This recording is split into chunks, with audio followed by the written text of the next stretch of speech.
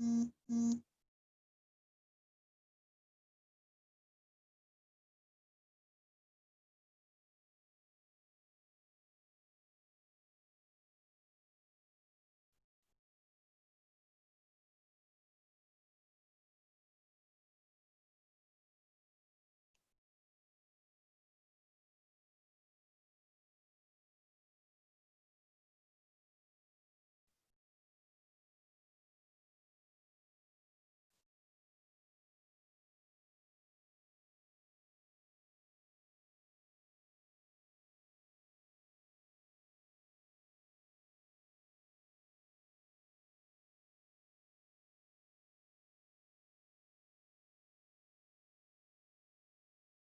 everyone, or I can see Alfie.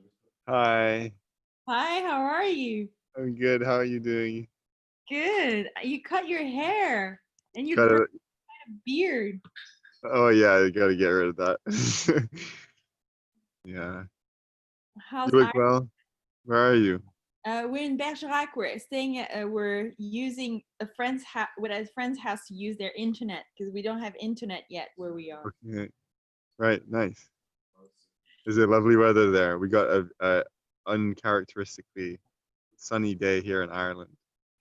No, it's really great. It's beautiful. Like we get to swim in the river every day with one. It's just 10 minutes drive. It's beautiful food. Sunny every day. I just got an electric bike to bicycle around, and we're only 5 minutes bicycle from Plum Village, and we get to see our friends very often. So it's really great. Lovely. Wow. We're doing a building fest, so you're all welcome to join to do some work and share meals and have a great time. Right. Is Liam, can you hear us? Are you around? I can hear you. Oh, hi Liam. Hey. Happy birthday. Hey, thank you. So I think there's one or two more people who definitely said they're coming, which so maybe we can wait for a little bit. Maybe while we wait, we can all sing you happy birthday. Yeah. Happy birthday. Birthday to you. Happy birthday to you, Liam the bear. Happy birthday to you, Yeah. Liam. Happy birthday, Happy birthday to you. Thank you. So, I mean, I think it looks like we're going to have a kind of an intimate group. It's kind of like, be honest with you, kind of hoping we'd have that because I know I'm going to do this presentation several times online, and I feel like starting with a small group for something that's challenging for people with the equality complex is a good place to start. And then I'll probably do exactly the same event, but just more well promoted next month. Because, broaching the subject is, something that I found, is reactive for a lot of people. And so I think this is a great, if we have a group this size, it's a really, nice, intimate way to start off the conversation. And Matilda is there. Hey. Yeah. Hey. And your brother is there. I've never met your brother. I'm like super excited. Shane, can we get video? Hey guys, how's it going? Oh my God, nice to meet you. Yeah, nice to meet you all. The famous and one and only, the brother. Wow, so nice to meet you. We heard lots about you. We hope, obviously with COVID, this is not the right time, but we hope we get to meet you in person one day. Right, yeah, right. Yeah, I've heard a lot about your guys and the community that you all have, so it's a great part of this. Yeah, great. Okay, I'll mute myself and stop hijacking your call into like a hello everyone. No, it's great. I mean, it was just, if we're waiting for, I think Alfie, we can get Alfie to rejoin, and I think then we can sort of just start off. Great.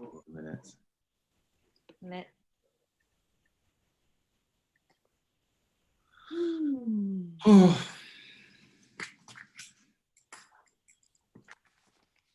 Yeah, Rita Issa says she's going to join, but we'll see. I think we can just. Petra joining? Should I message her? Yeah, Petra is supposed to be joining as well. I'll message her.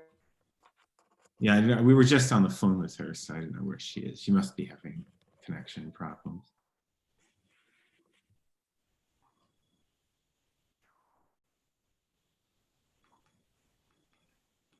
Batterie bei 9.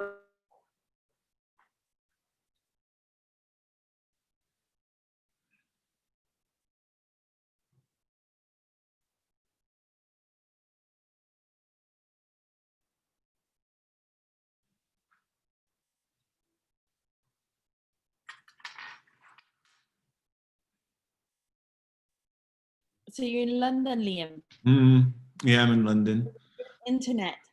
Yeah, exactly. With internet that actually works now. I'm actually a bit shocked. I'm like, there's no like weird interruptions anymore. Oh yeah, the last couple of weeks in Ireland was awful. I don't know. There's internet just completely just died. It'd been all right for a while, but like I don't know what happened last week. It was utterly useless.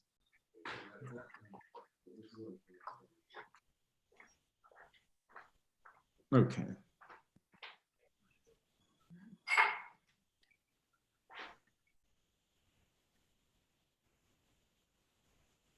Okay. Well, let's just get started. So what I was thinking, I mean, since we have like a nice intimate group, I think and maybe most people have read it before. Shane, have you read the piece? No, I did not read that one. Was it attached to the email or was it somewhere else? Yeah. I mean, I can just go through it. It's fine. I mean, I'll just go through it like quickly, but I think it's kind of like, it's interesting to just, it's one of these things like this paper is essentially saying these things that kind of at some level, like everybody knows, but they kind of just don't hold together in our minds because, just going into this enormous, like, it's a bit of a wave of dissonance anytime you get into a taboo subject, and there's a lot of taboos around equality. I think, Liam, you can take the time to like, because I've read it, but it's like not very fresh in my mind. So Sure. Like, warm up. Yeah, exactly. So here, let me just get. I can do some screen sharing.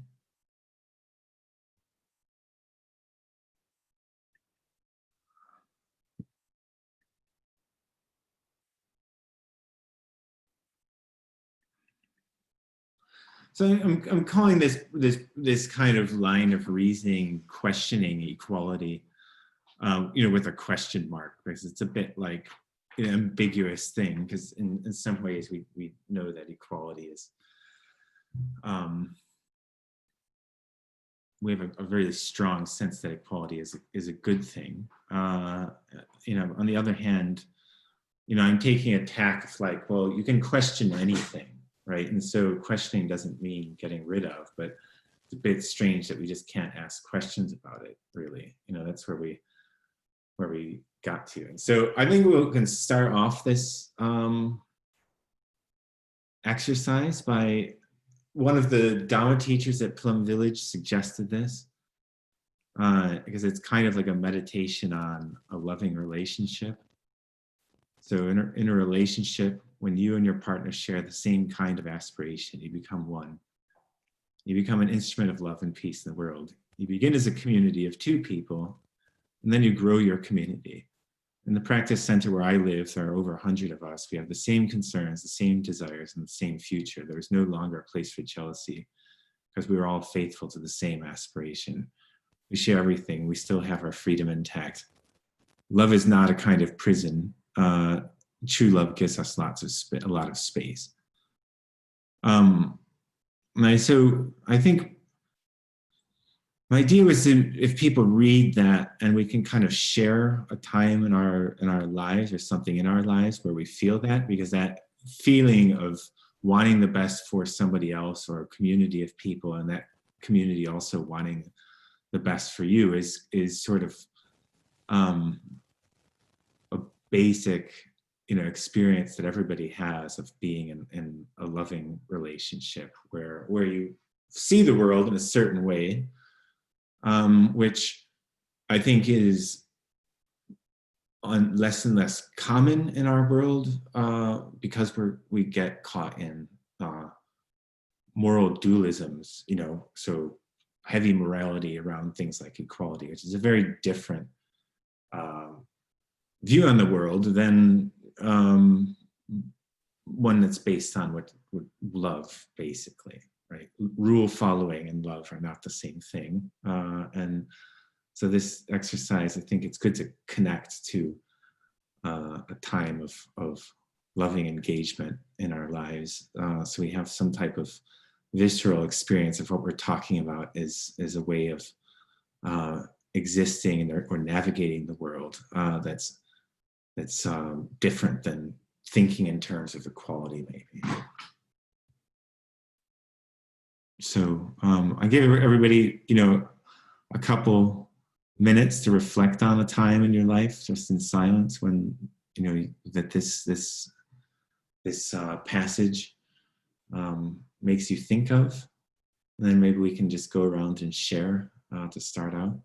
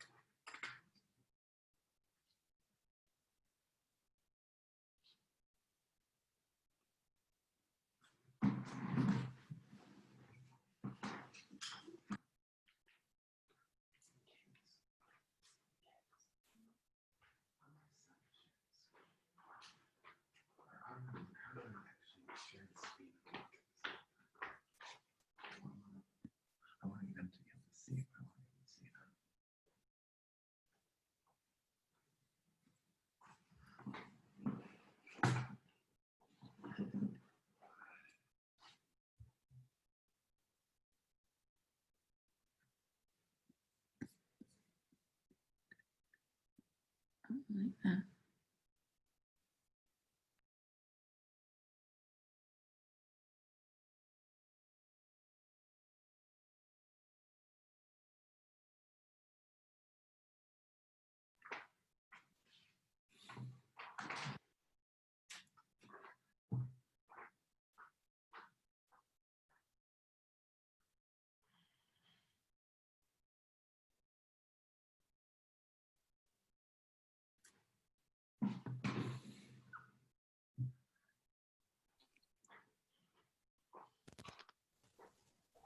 Okay, so maybe would somebody like to start sharing?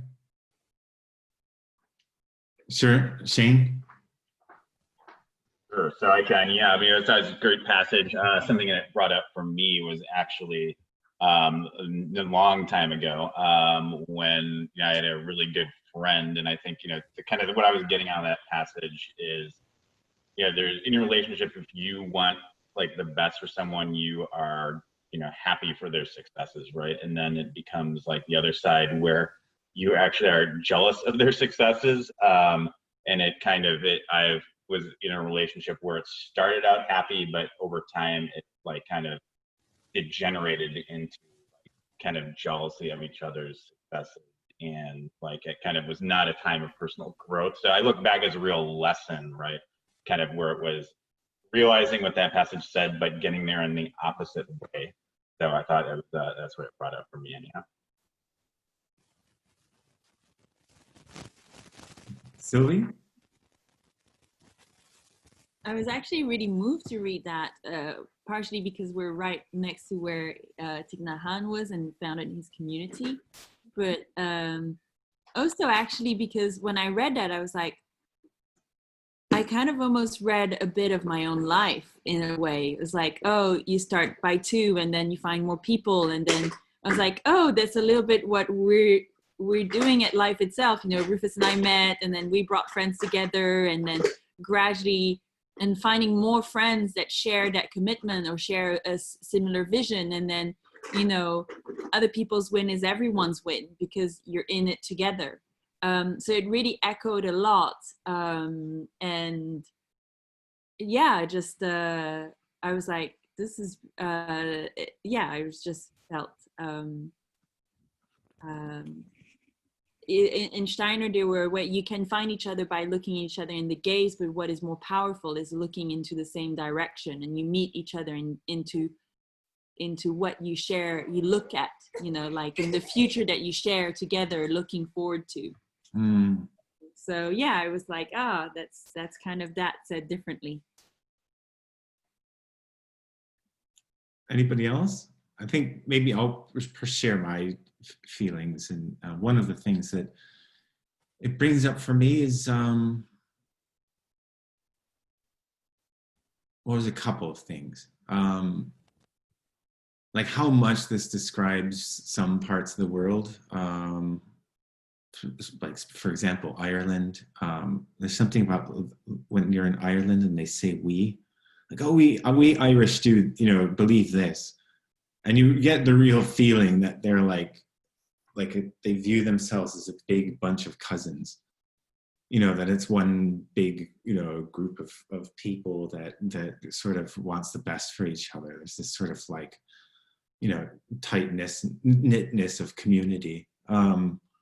And also, you know, the Sangha at Plum Village, but it's like, you know, as opposed to the US, for example, where it feels like a place where people live a lot of the time, you know, and, you know, similarly Great Britain, you know, that also both those places kind of feel like it's like not like a place that people are so much from or citizens of, but like increasingly kind of places people live, right? Which is a very different sort of feeling, you know, and I get a lot more of that out of some places than others.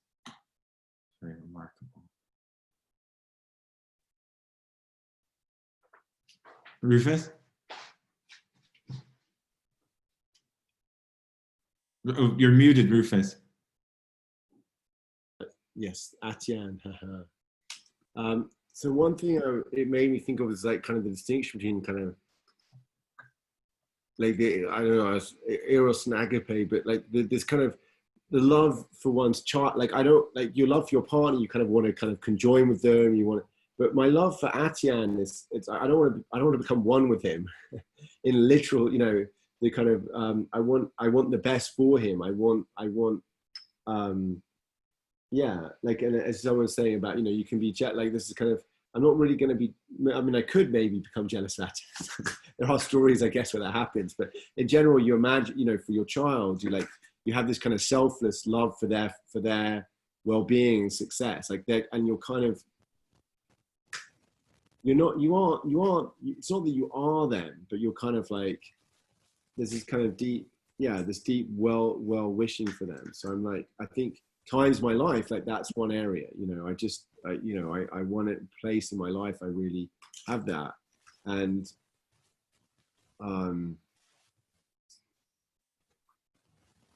yeah, you know, and it's kind of, I'm what I'm reflecting is that it's not a very common, like I could imagine it being, but it's not been a common experience in my relationship to others. And you know, there's been moments where I felt like that, like, wow, their success is my, you know, not even my success, but just like, I really want whatever's the very best for them. Here he comes. Voila. Okay, yeah, so that's what I wanted to share, bowing out. Great, thank you. Sebastian or Matilda, do you have a... Well, just one thought maybe. Can you hear me? Yeah. Okay. Well, I think often it's sort of not very highly regarded to have competition, but I think competition is a big key and a big good thing to get you into this kind of perspective, because it trains you beforehand to deal with like jealousy and maybe overcome it. So I have when you told this, your story, I thought immediately of a friend that I used to have like when I was 7, 8, 9, 10 or something. And we used to be very strong in competition with everything. Like memory games, who's jumping higher, farther, faster, whatever, anything. And when I then somehow couldn't compete with her or other people, she competed with other people and was very successful. And suddenly you feel that this competition itself kind of changed into something that I saw, that it was happy for her to win. And I think there's something, I think this kind of training in colleges and all those kind of schools, I think they're using this. It's to be a fair competitor prepares you for being good at seeing it from the same perspective, because what's more important in the whole game is that you're actually having the same interests, like maybe in jumping, running, whatever, things like that. And I think it's a very tragic thing that competition is so looked down upon, because it's a good thing and it should be trained from very early on. And it's a good way of, on a very much deeper level, to get people looking at the same things in the same way and sharing sort of success. It reminds me of the Nietzsche quote that your best friends should be best enemies, right? That you have these people who are pushing you constantly, and asking you the toughest questions, and finding the holes in your thinking, right? But it's also true that you're talking about a particular way where we are sort of pushing each other in this, it's like athletes would call it, like, iron on iron, sharpening each other. But there's a sort of camaraderie in that competition as well. Yes. And it could also be quite brutal and insensitive and not group focused competitions. I guess it's important to note that there is this kind of competition of making each other better, which we maybe push aside because there's some idea of competition is necessarily bad. Right? Well, we're very far away from, and I don't know how it is in America, but in Europe at least, we are very far from what I think is good for us. Much more competition. So that's why I'm taking this perspective. Yeah, definitely. Sebastian or Karen, did you have? Yeah, well, actually, I was thinking something similar to, I'm sorry, I tend to forget the names. Rufus, was it? Yeah. So something similar along those lines, that basically I too haven't really had many relationships of this nature, maybe fragmented relationships every now and again that would be similar to something like that, but not really for a prolonged period of time. And now that I was listening to Matilda talking about the competition, this basically, it resonates with me quite a lot, I have to admit, because I've had way more experiences of that nature. So where I would, through competition, somehow establish a very strong bond with someone, and a very, very deep and not only respect, but like deep and profound love and affection towards that person. And sometimes you would basically start off with a very vague and unclear goal, but then eventually through this competition, something very concrete might emerge and develop. And it's a very interesting and valuable experience, I think. So that's one thing that kind of popped up. And another one was, it was basically this typical in-group, out-group thing. So let's say you have a group that is devoted to a certain goal, that is kind of united in following this goal, but then, what happens to those who might not necessarily cherish this particular goal? And then, one of the possibilities is, again, to engage in a competition that can be very constructive. So I was just wondering, you know, the relationship between love and openness and having like a very dedicated, a group of people who are very dedicated to a very well-determined goal. Yeah. Yeah, right. I mean, I think it's an amazing, amazing point, actually. I really, you know, glad that Matilda has brought it up. Because, you know, there's this feeling, right, like inquiry of all kind, the scientific process goes forward best when you have this feeling of building something together. And that, you know, I'm saying that actually maybe this edition is better, or this way of going with the overall picture is better, and somehow we're competing with each other. But as long as it's like we're also building together, then we're both in competition, but also in this greater cooperation. Mm-hmm. Is but then it's really this felt sense that when you have a group that feels like they're doing that together, then that's a totally different dynamic, right? It's one of these things that, like, yeah. Yeah, well, the funny thing is that, you know, as you start off with this process, you basically start off from a perspective where you're, for example, as a child, you're basically competing. You are competing, and then eventually this broader aspect, this broader dimension or perspective emerges, where you realize that you're basically cooperating. So it's basically a dynamic way of learning how to cooperate without necessarily, you know, somebody trying to do this from the top down. It emerges from the bottom down, and it's way more valuable because it develops in a more organic fashion. Through this, you know, competition develops a broader way of cooperating, which is extremely valuable, and you learn a lot. So I'm really glad that Matilda brought this up. Yeah.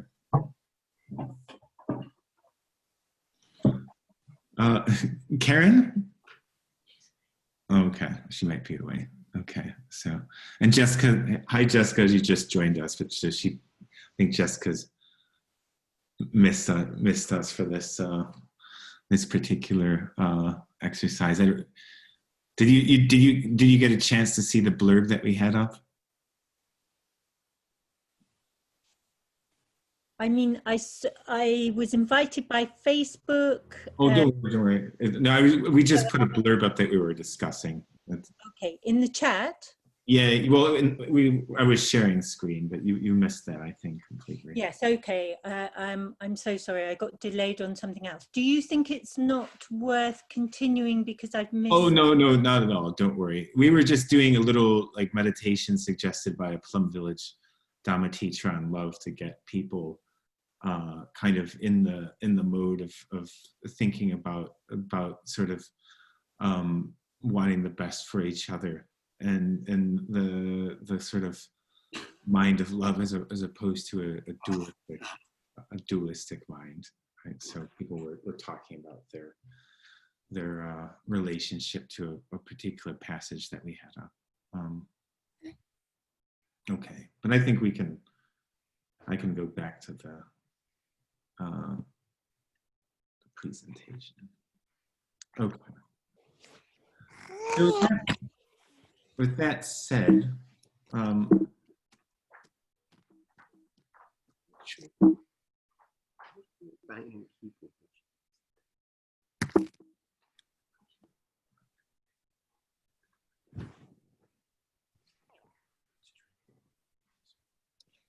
okay. So, you know, this part of the presentation, I think it's just good to talk about that. We've talked about love, and we're going to talk about both these things, love and then equality, as something related to sort of this other sort of source of morality. And I could say like love, compassion, equanimity, understanding, empathy. You know, I will put under, you know, this idea of, we can call it simulating other people. We can call it sort of throwing in our lot with the person, engaging kind of a felt sense of their well-being, and really not seeing a distinction between yourself and the other as much as is normal. That's a kind of source of moral sense that many of the wisdom traditions have spoken about and tried to help their adherents or their exponents to maintain. And part of what I wanted to talk about this paper is just how we've become sort of very have a public morality centered around equality, right? And saying, okay, I think equality tends to get a bit dogmatic. And a good way of measuring that is just by looking at a statement like blank is good, but being obsessed, sorry about the typo, being obsessed with blank is not so good. So for anything that you would agree is actually good, if you put that, put it in the sentence, and then so chocolate is good, but being obsessed with chocolate is not so good. Nice cakes are good, but being obsessed with nice cakes is not so good. Being good looking is good, but being obsessed with being good looking is not so good.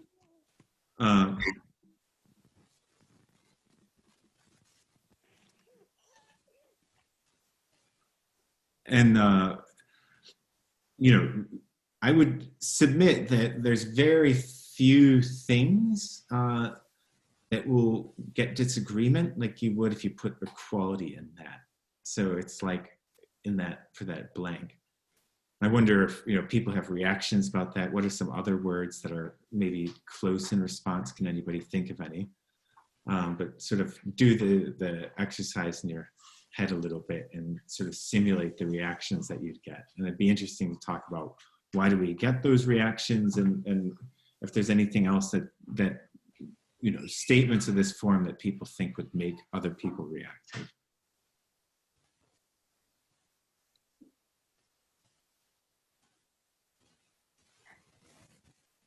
I actually thought like,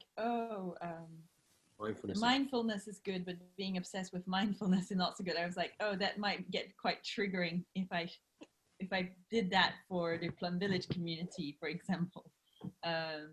But also what we just said earlier, or awakening, or what we said earlier about competition.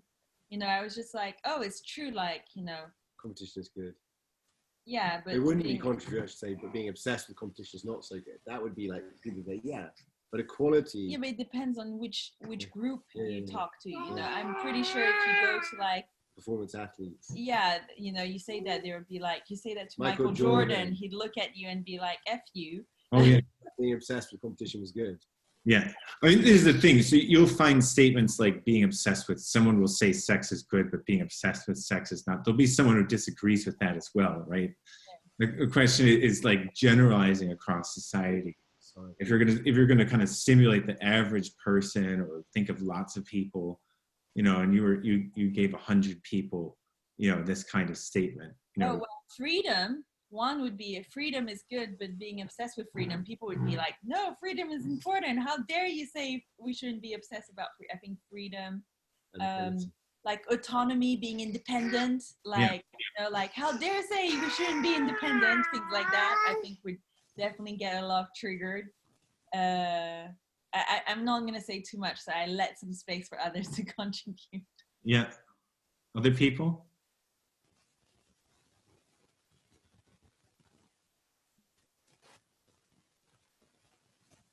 Anyone else? Oh, sorry. Is there a hand raising thing, or do you want just to go people on? Could just break in. I mean, we don't have that many people. I know you all. You're very polite, so. Okay, cool. But yeah, I was saying like this brought up for me is like something like being ethical is good, but being obsessed with being ethical is not so good, because I think equality is equated with ethical, like in today's day and age, and like how could you possibly be against like being ethical, right? Because this is what it's boiling down to. It's good versus evil. It's like good is good, but being obsessed with good is not so good. That's kind of, I think where this is ultimately going, right? Well, in some degree, I would say even, my sense is it would be interesting to measure it. I mean, certainly, like, okay, going just back to what Sylvie said, I would say a lot of the things we're okay to be obsessed with are like the centers of enlightenment thought. So like individual freedom, or just freedom is good. you know, but being obsessed with freedom is not so good. You get some resistance. I would still say, from the United States. Yeah. Being obsessed with freedom, it's not working out for us. No, but that's exactly it. So I would say that like individual freedom or being obsessed with freedom is also like actually, you know, you get more pushback on or more acceptance of the freedom things. It's a bit like, oh, people know that, yeah, basically everybody doing their own thing and being obsessed, like libertarianism is kind of an obsession with personal freedom. And a lot of people would say, actually, yeah, maybe there is something wrong with being obsessed with freedom. I'm not saying that they wouldn't find people like libertarians, but would probably pretty much agree with, you know, pretty much disagree rather with, you know, the statement, liberty is good, but being obsessed with liberty is not so good. I mean, there's some people who would do that, but I think the equality one is relatively widespread. But I mean, I wonder if anybody else has some. GDP. Yeah, but that's another one. I mean, certainly people would be like, yeah, the growth obsession. You know, there'd be quite a few people who would disagree. I mean, I think, you know, GDP is not good. Yeah. So even the first statement isn't reached. It isn't. It doesn't work. What about fairness? Yeah, no, I think that's, you know, that's one of the few other ones because equality and fairness are so closely connected. You know, I would say fairness is good, but being obsessed with fairness is not so good. I think it would be, I think you're right. I would say, you know, we'll get back to it a little bit later, just to say that with because institutional oppression, racism kind of relies on positing inequalities between people, that in order to like forestall that, I actually feel like probably equality is even worse. I should do it, or even more, you get even more reactiveness, but I'd be interested in trying it out. That's probably right. Like, you know, fairness, equity are close there because it's the center of our sort of moral life. Anybody else? Or do you have something else to say, Jessica? Yeah, in a way, I think fairness is a easier topic to accept, though, isn't it? Because it's not so politicized. And in fact, you could say that, you know, where we've gone wrong in the last 20 years is that we've moved away from that, and that, you know, there are those 6 or 8 guys who own as much as, you know, half of the world. And yet we have focused down on equality, but a kind of fairness that doesn't see distinctions, doesn't see a map of distinctions between people, just looks at people, feels like because it feels less harmful. It feels more of a helpful idea, whereas we have got enmeshed in equality, and I'm sure we're going to go further down that road. Yeah. We've trapped in it, and it's become toxic. Yeah. Yeah, I agree. It's a great extent. Anybody else have any comments?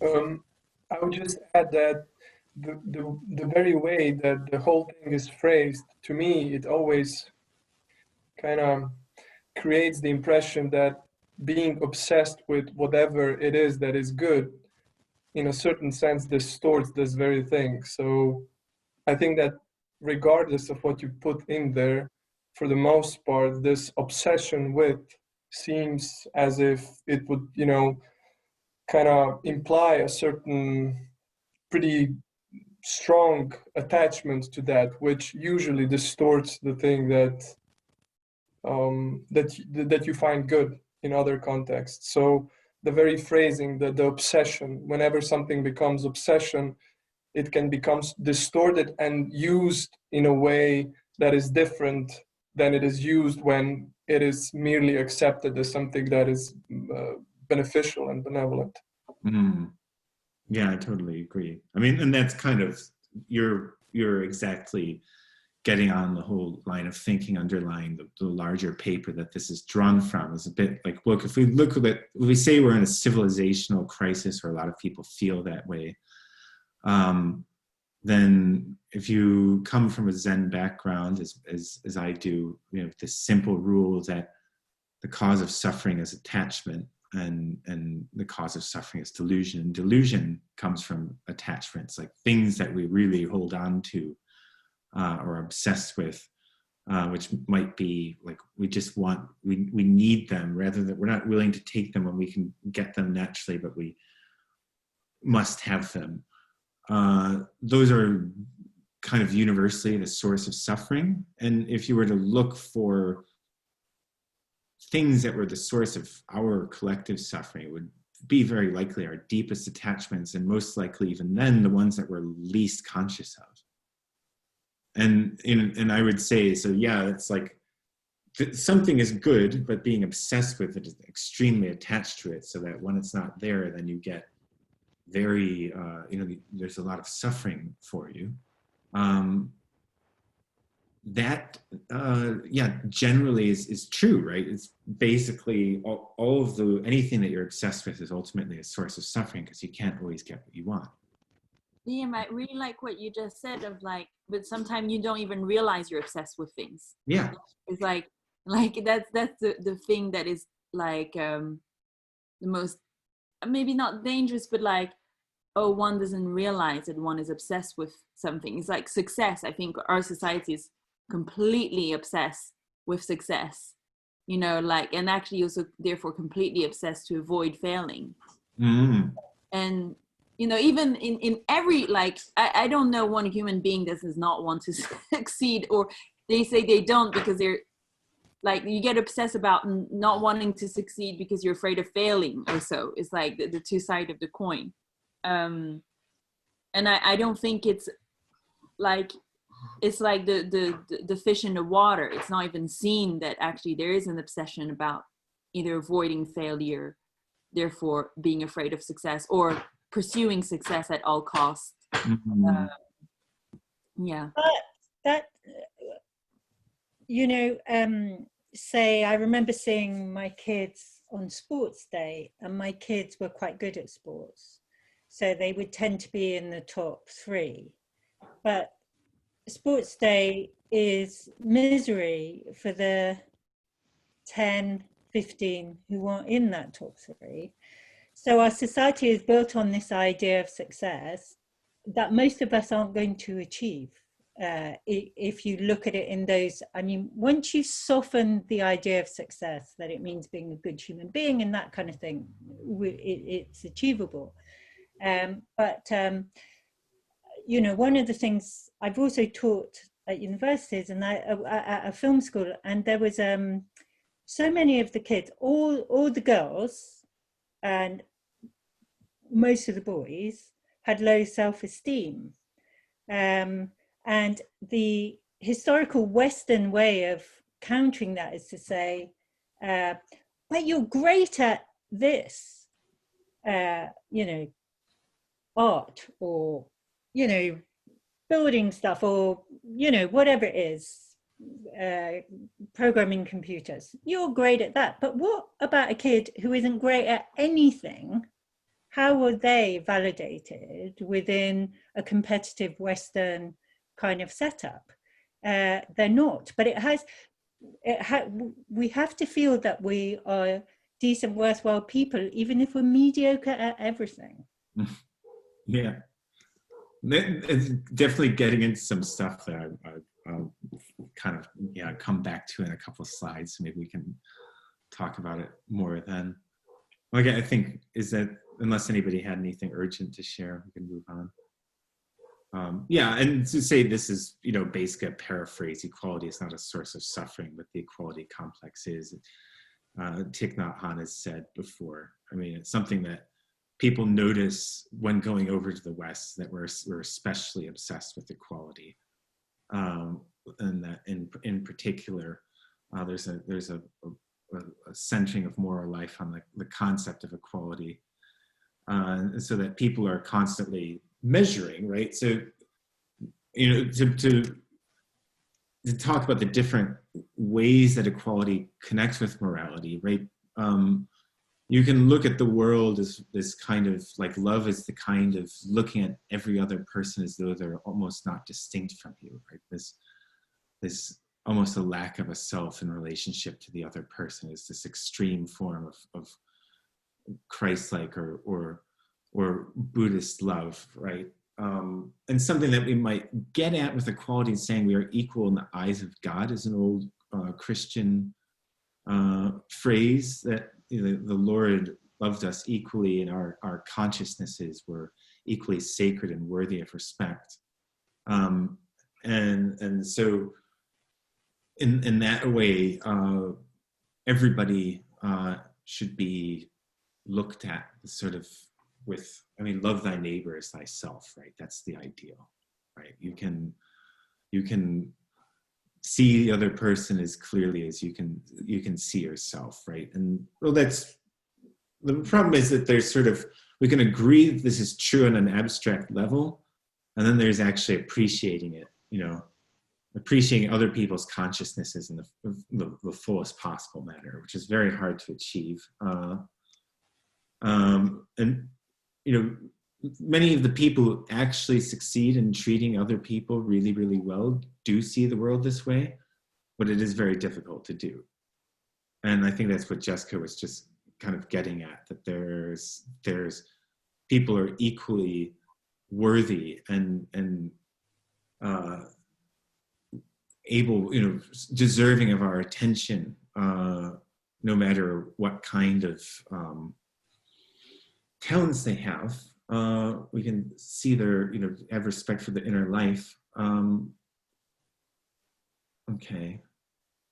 And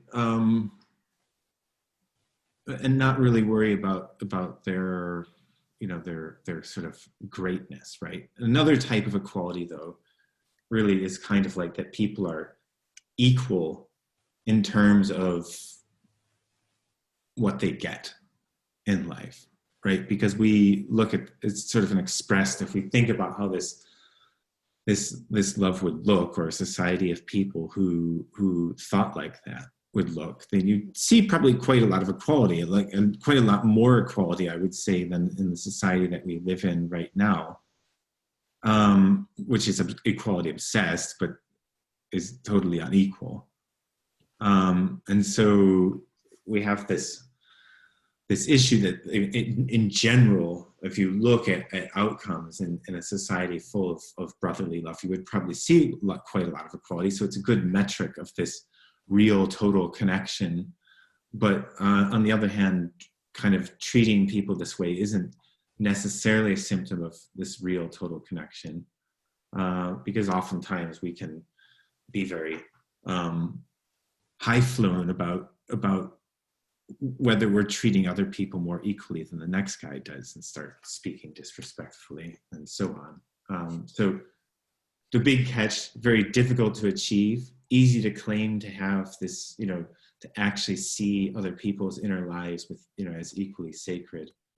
And deviation from these kind of obvious metrics or, like, you know, evidence of equality is you know, it leads a lot of wiggle room and chicanery historically. I mean, and most obvious of those is just racism and institutional othering, right? Like systematic oppression functions like this. I see that all these are people with souls, all these other people in the world, but they're not equal in abilities. They're not able to govern themselves and equally able to achieve. So though I see that they're equally sacred, I don't think they should have equal rights or outcomes, right? And therefore that feeling becomes a basis of a law.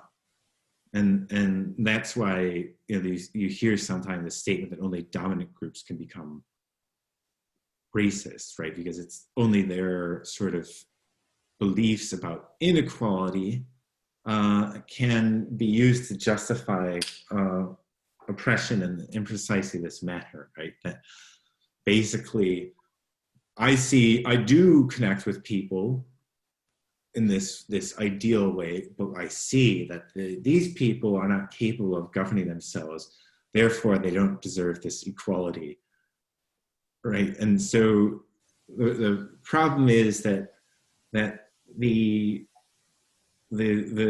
this more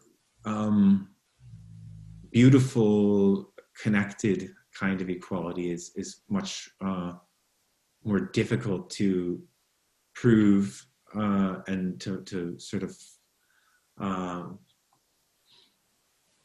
draw the consequences of than a simple reference to people getting equal things. Does that make sense to people?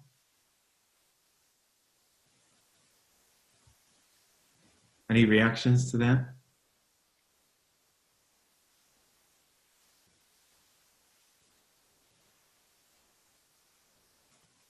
No? Okay. What's that? No, I guess I'm still digesting. One Leah suggesting, could we maybe do breakout rooms? Like we could go into 2 breakout rooms with 4 and discuss that for like 5 minutes and come back. Yeah, sure. Yeah, sure. If people, I was thinking that perhaps this was small enough that we didn't need breakout rooms, but I think it would still make a difference, even 2 groups of 4, just in the amount of people getting a chance. With 8 people, everyone saying something for 2 minutes is. Yeah. No, that's fine. We can do that. I can do that.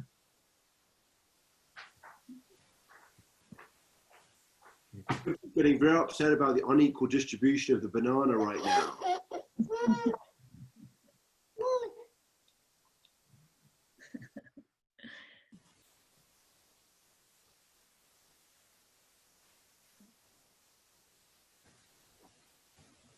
Okay.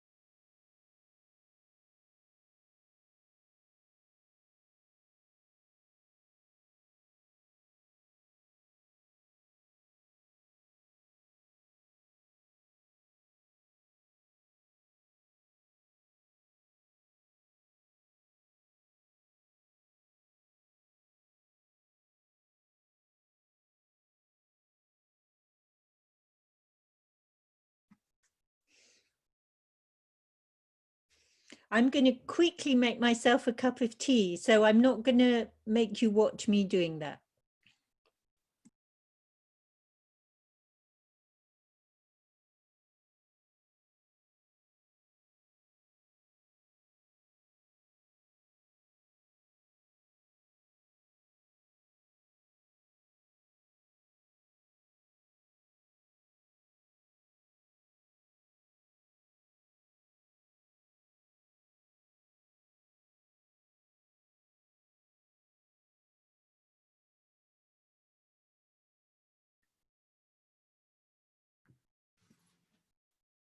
So any comments from the breakout rooms that? Yeah. Well, actually, what would be really great, Liam, is if you could maybe re-say your last slide, because we all really liked it, but it was like we struggled to really kind of like distill it for ourselves, what the point you were trying to make. Okay.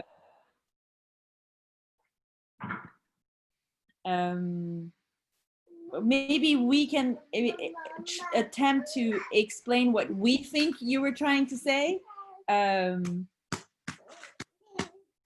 Yeah.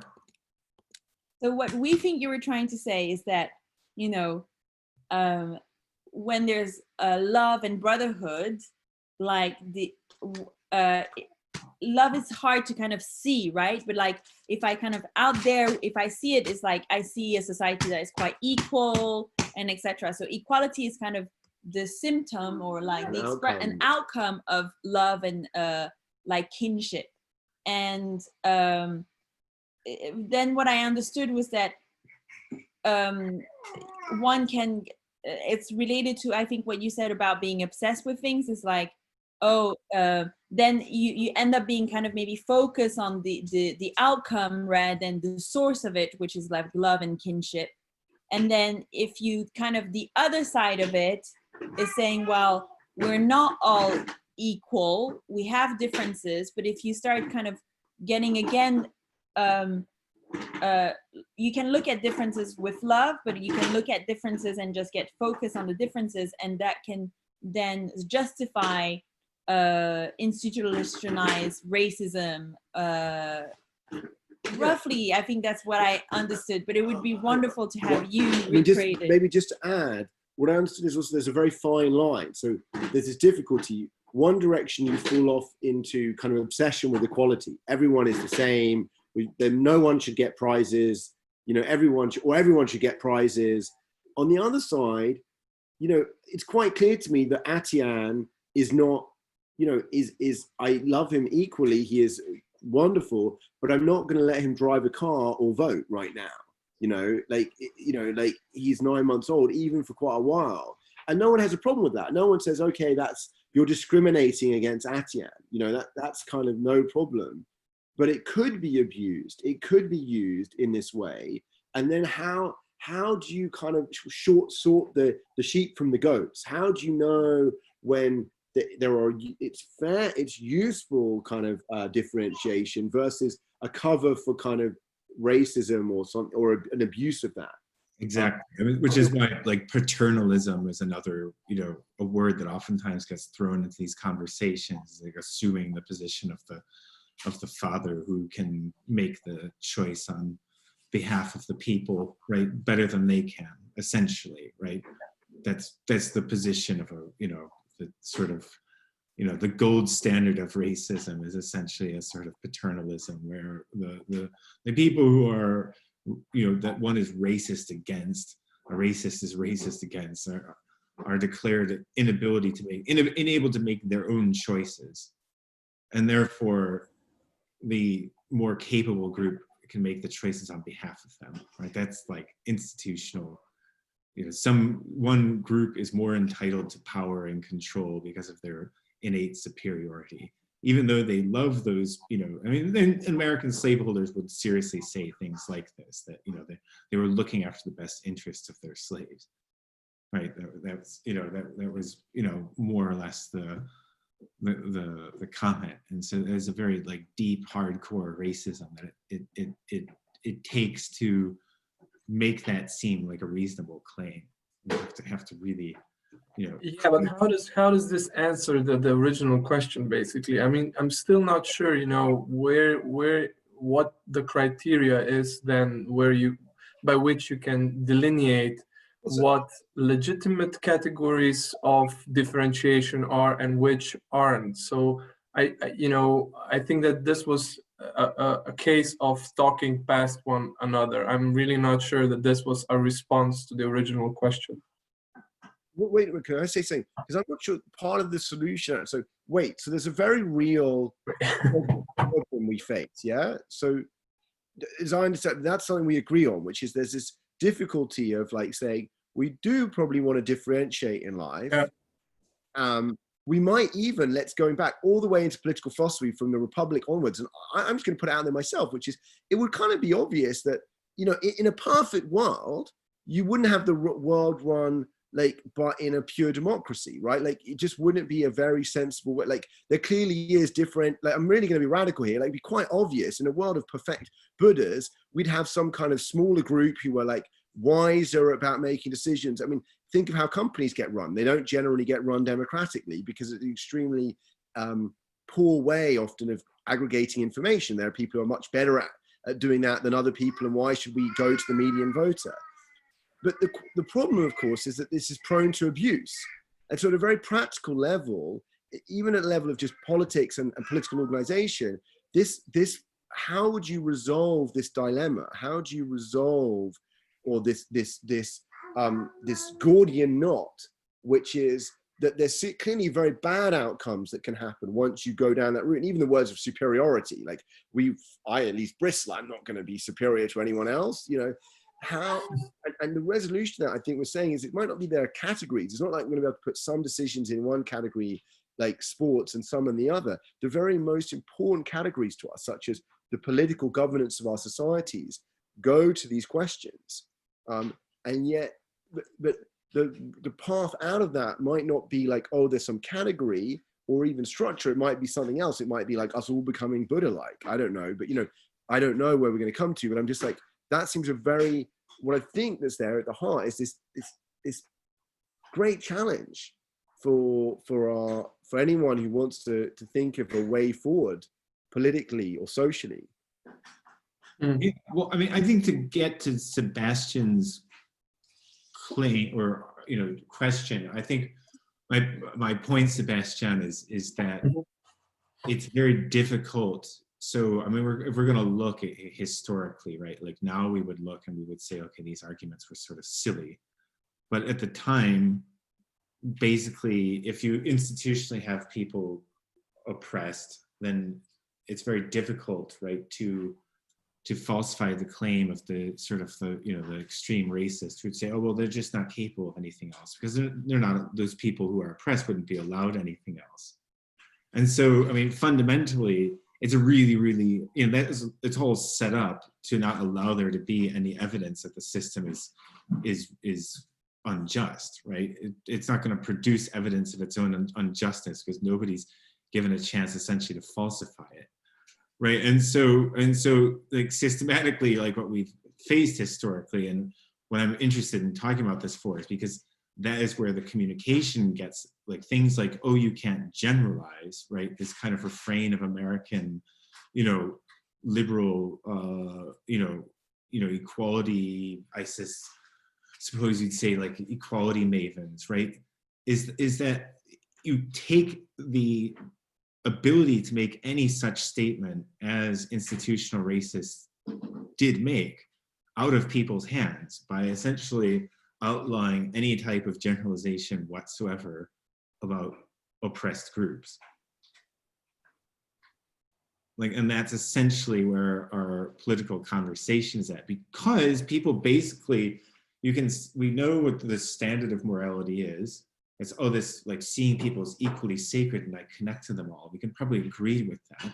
What that looks like is very arguable, because essentially it is a highly complicated situation that has huge historical difficulties. The accidents of history, cultural evolution, all sorts of things are baked in that cake.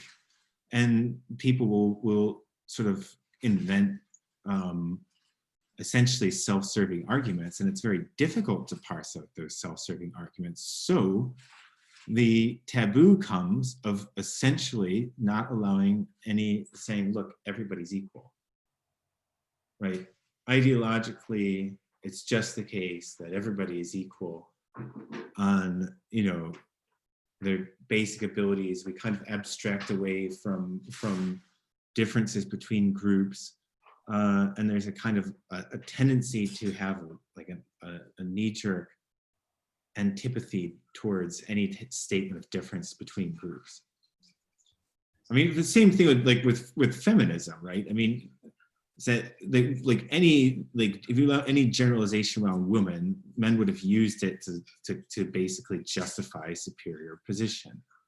Oh, you know, and so just not allowing any generalization about differences between genders or sexes makes these things, you know, makes those arguments impossible to mount. But at the same time, we all kind of know that there's only some generalizations which are taboo, right? It's not like every kind of generalizations. It's ones which might, you know, might potentially be used for this kind of argument. And Liam, am I wrong? I wondered, because you did say something to me, to us, that was about something about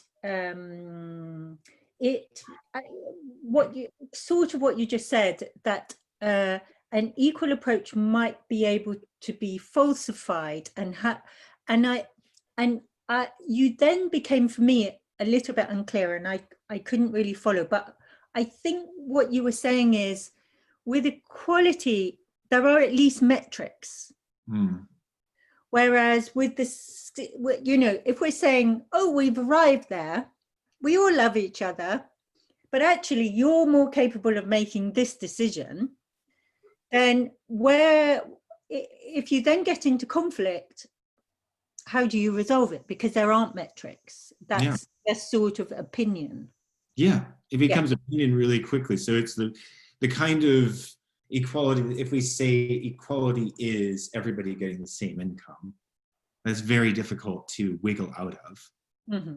Although it may not be reflective of looking at everybody's being as equally sacred, because some people might, for example, be more interested in business and more materialist, and other people might be more, you know, spiritual and less materialist. And so if we actually see them, you know, are equally open to the validity of their personal experience, you know, in the equal before the eyes of God definition of equality, then, you know, the world might not look like that at all, but they might not look in this equal outcome way, or even equal, I mean, equal opportunity is much harder to argue against. That problem with equality of opportunity is just, how do you prove it, right? Again, it's a bit like, what does equality of opportunity really mean? And you sort of make the argument more complicated and acknowledge the fact that, you know, outcomes won't be the same, but then how do you prove equality of opportunity as well? When you get into the same wiggle room, that same problem, that it's very difficult. As soon as you relax standards and make them more subtle, then it's also easier for people who are not, for example, providing equality of opportunity, to argue that in fact they are, right? The metrics, the harder metrics, keep people more honest, right? And so then there's a tendency towards that, because you can use those metrics to make sort of morally compelling arguments, right? It's easier to essentially use guilt to push people, so use the moral standard as a kind of an instrument to push people and get your way if you have these hard metrics.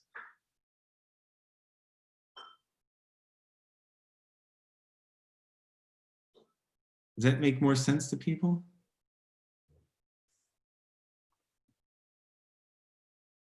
I see doubt on Sebastian's face. Or Shane? Unmute yourself. Sorry, the Zoom and view, or the view and Zoom changed, and the mute button went somewhere else. Sorry. Not a regular Zoom user, but yeah, I mean, kind of you're talking about like Goodhart's law, right? Where essentially when a measure becomes a target, it ceases to become a useful measure.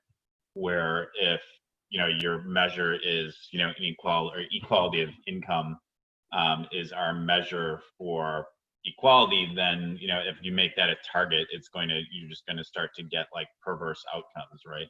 Mm-hmm. So that's what I was kind of getting out of what you're saying there. Yeah, exactly. So it's this, because everybody, the more the easier it is to enforce, the more perverse it is, the more in principle, right? And the more fair it is in principle, the harder it is to enforce and detect. Or the closer to the highest moral principle, the harder it is to verify. Right? That's essentially, what the argument is.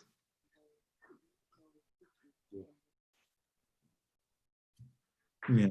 Okay. And so then, this becomes the sort of like, the basis of the you can't generalize about, right?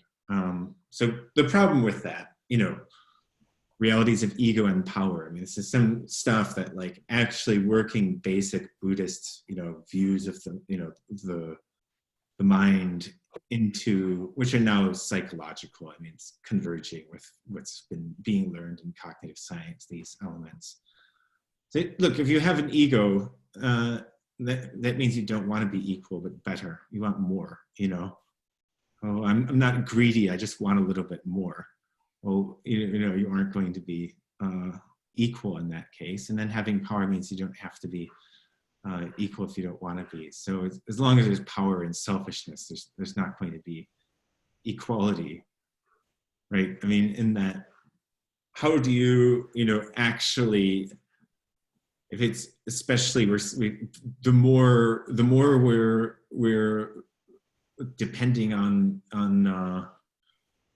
judgment, individual judgment, and also just the ability to enact laws in any case, whatever standard of equality we have, there needs to be some reason for people, the majority of people, to sign up to those laws. And though we can have a public morality that says, well, we should all be equal. If we have a bunch of egotistical people who are voters, who have power, they're not actually going to enact laws in, that are consistent with that moral standard anyways, right? And so the sort of gold standard, the sort of traditional wisdom tradition's gold standard of morality would, perhaps give this kind of outcome of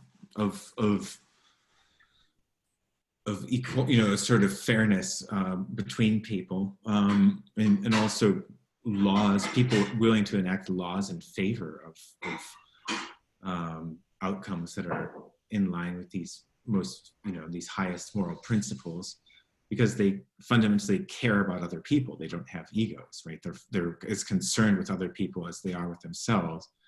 And so to some level, to enact and enforce these laws, you kind of need this, empathy, compassion, and love, or else it's just the real politic of it is impossible. So, any reactions to that?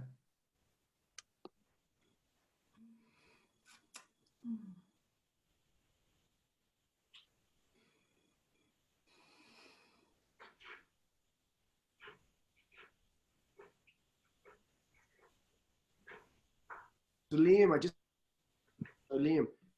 I think could you write out on the slide, what's the question? What's the very specific comment on what? The statements here or the other things you said? And it's just often, people stack overflows, I think, and it's a Sunday late. So what do you want to comment on? Is this slide statement or the additional things you just said? Well, this Well, I just basically said this slide. Yeah, but that seems uncontrovertible, that there'll always be some. I mean, the question would be, I mean, and there'll always be power of some kind, normally, but I hear you. Yeah, I mean, does anyone else have any comments on that? Yeah, two questions. So the concept of power, I think there's a bit of a dodge here on the slide as we usually define it. That's a tricky one, Liam. I think you would agree with that. So, you know, what constitutes power, how it differentiates from competence and leadership. So that's one thing. And another thing is, I think that there would still remain a certain gap between the image that you're portraying, so where you have compassionate individuals, compassionate and wise individuals who would eventually try to somehow propose and then embody certain laws with regards to equality. Because whenever you try to basically put forward a law, you lose the dynamism and plasticity that is, if I understand you correctly, crucial when engaging with issues of equality. And this genuine equality, at least as you're portraying it, is very contextual, which means it's very dynamic, and in a certain sense, it's almost undefinable. So I think that even community of fully enlightened individuals, if you were to, of course, if you had that, then probably maybe this wouldn't really be an issue. But if there were some people who would not be fully enlightened and you had to codify this somehow, so put it into specific codified laws, this might be an issue. So yeah. I think that we would be at the big, in a certain sense, we might be again at the very, you know, at the very question that we started from. So how do you differentiate what is valid equality from, you know, things that are invalid? So yeah. So these two things, power, and the second, you know, the codification of equality, even if it's conducted by enlightened individuals. Yeah. Should I just answer those? I mean, I think, yeah, and this is the issue, is that, right, so when you have highly complex situations, like it's a bit like heuristics are one thing that people would say is you help navigate, right? Gerd Gigerenzer and people like this would talk about, well, you just depend on heuristics. They're not true, but they're really useful. And, you know, the basic thing is that, like, well, you see where you see lots of inequality, then it's a really great heuristic to look closer. But this is I mean, I think the basic issue is that we've become so dependent and legalistic, right? So kind of decentering the moral life from the individual judgment to collective laws. The more you do that, the more you want to depend on metrics. And that now equality is almost identified, like morally, good moral action is almost like people are identified with pursuing equality, right?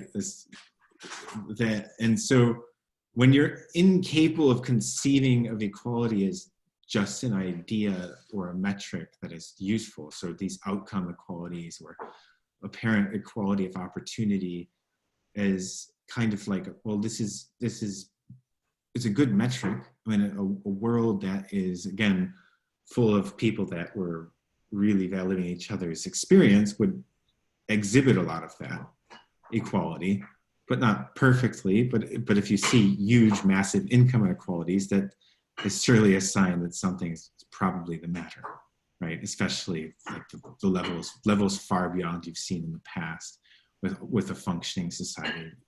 Does that make sense?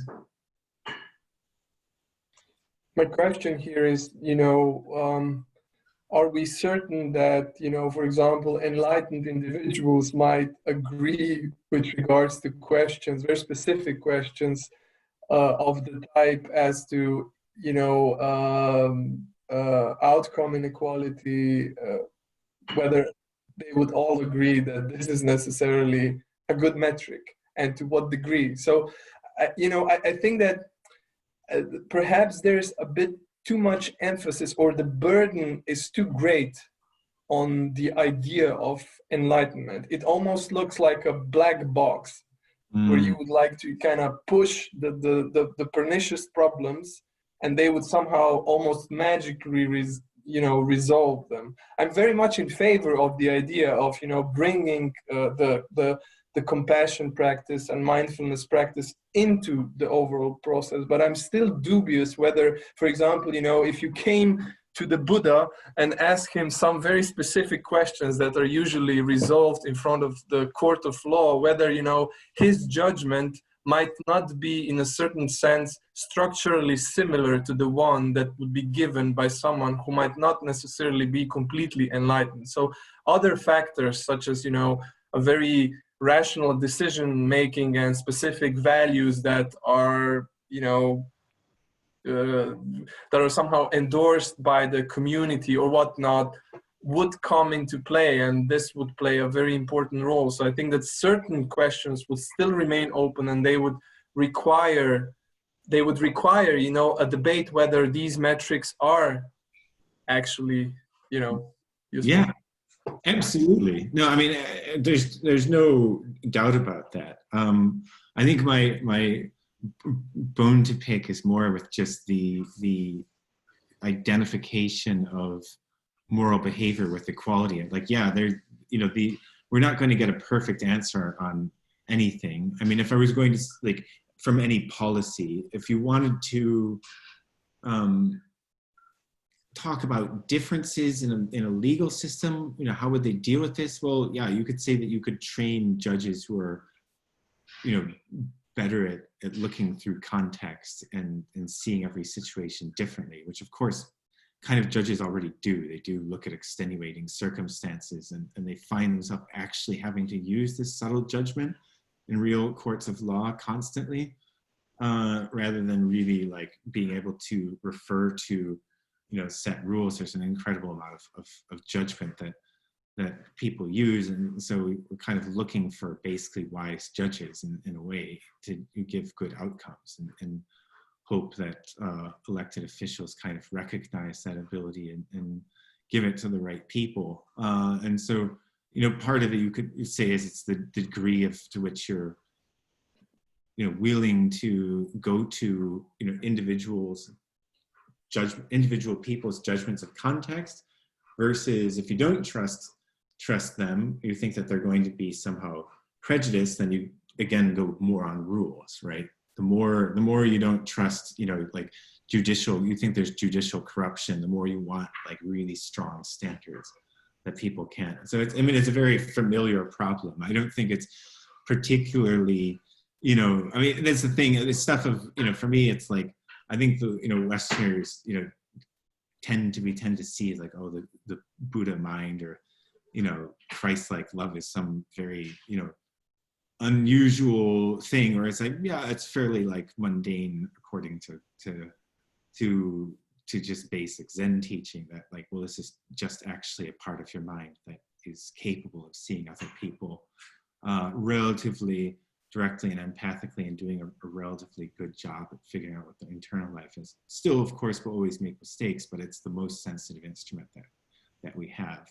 And so the question for me would be more like setting up these situations, but really in this, you know, presentation, what I want to get at is the divisive like rhetoric, right? That, you know, this idea you can't generalize is essentially kind of saying you're not capable of, okay, when you start telling, you know, somebody has a question about, you know, gender differences, or a statement about gender differences, and then there's a reaction of you can't generalize, it can oftentimes come up as a statement that you are going to invent a pretext for discrimination, right, for justifying outcomes which are not justifiable.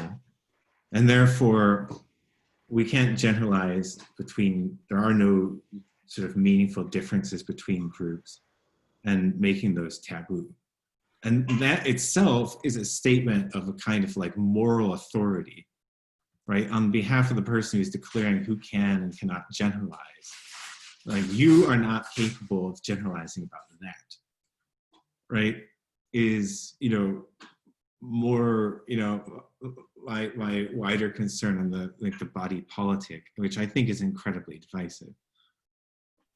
I mean, if you want to look at, like, when Donald Trump says, like, we hate those people, you know, don't we? And, you know, it's the number one, like, if you could put the caricature of those people that he's talking about, it's, well, you can't generalize. You know, you can't generalize about that specific, you know, thing, right? That would be my experience of, you know, of a lot of American culture. Any comments about that?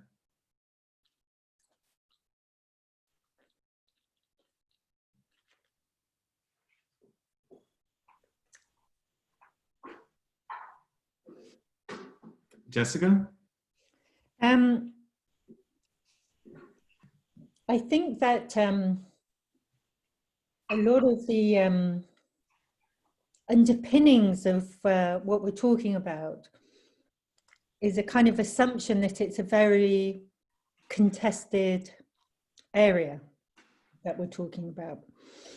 And I think that a society where there's more trust has a bit less of that energy in it. So as somebody comparatively old, I can remember at the beginning, say, of the 80s and kind of going into the 90s, I mean, ignore all the stuff that we now know that was going on with deregulation and all that kind of stuff. It was quite hard to get people to come out and vote because they kind of felt that things were all right and the politicians would get on with it and not bore the rest of us with the minutiae of, you know, what was basically, I remember people talking about Clinton-style politics as kind of managerial, because ideology wasn't so engaged then. Of course, what we hadn't realized was neocapitalism had just seized hold of everything and was going to keep squeezing and squeezing until we got to the point where we are now. But at the time, it felt quite peaceful because it felt like you could get on with your life. So I think that part of this kind of assumption that it will be contested is because of the times that we live in, where there's rapid change and not a lot of agreement. And certainly the state has been, you know, in two parts for quite a long time. And the UK nightmarishly also became like that, though hopefully one of the things that's happened with COVID is that we're a bit more united now, and at least we've managed to come around and agree that we all love the National Health Service. Anyway, yeah, that's my Pennyworth. Yeah, thank you. Yeah, I think you're absolutely right. Anybody else have a comment? Sure. Yeah. I mean, I just like throw something out to your last point about generalizations. You know, I mean, I suppose it's like the tension is that, you know, on one level, generalizations are useful, right? Because they're heuristics and they are true in some cases, and, like, you know, they kind of are mental shortcuts, which are sometimes good and sometimes adaptive. But in other cases, they're maladaptive because there's always going to be exceptions to the rule. And, you know, I think, you know, in our current the current zeitgeist is we're very sensitive to those cases where the general rule doesn't apply, right? And it does violate our sense of, like, the individual is sovereign, because the, like, hey, you know, that person doesn't fit the generalization, like, you're violating their individual rights, essentially. They're kind of worth as an individual by lumping them in this category in which they really don't belong. So that's at least something that came up for me, is the tension between those forces. Don't have a resolution, but yeah, that's huge. Yeah, it's definitely a huge thing. I mean, and this is the kind of the issue of, right, if that there, it's very difficult to have a culture which is equally responsive to everybody's needs, and yeah, I don't think we particularly grapple with that in a nuanced enough way, as I think it's kind of a large, that's more like, I mean, I think who's interesting in that is somebody like Kwame Appiah, who's the Ghanaian British philosopher who talks about being a good citizen of a cosmopolitan world. And it's a bit like how do you divide your time so that you can understand as many people, the lives of as many people that you have to kind of share a country with, and be a member of a functioning pluralist society, and it is this question, but still it's always going to be a question of like, how do you cultivate empathy? And you have to, every person that's very different is a different challenge to cultivate empathy for. And so kind of giving people an equal chance of, say, being understood is extremely difficult. And realistically, it's really difficult to achieve. But we don't kind of, talk about that, I think, openly and honestly enough, like what are the challenges, and we probably never will be able to achieve a society where everybody's equally understood. Well, then what do we do with that? It's a very difficult question. We could probably talk about it a lot more. But yeah, I mean, it seems to be going the opposite direction, right? Where, folks are kind of like, generalization is like not at all okay in any circumstance, which is absurd, right? And like, it's like, I'm probably going in a direction where, I guess you said we could probably talk about that for the next 3 hours. So yeah, exactly. I mean, and it is the thing. I mean, because every word or concept essentially is a generalization. This is what you have to remember. It's just like man, woman are generalizations. Brick is a generalization. Car. I mean, all concepts are essentially like you're putting things into a lump, and you're learning about one member of a category by learning about another. It's just, they all are a statement of like there is a class of things that if you learn about one, you've learned something about the other, and we refer to those things with the same word. And so you can, like a French person French wouldn't mean anything if French people weren't somehow meaningfully different than some other group, right? You just, there's no such thing as a language without generalizations.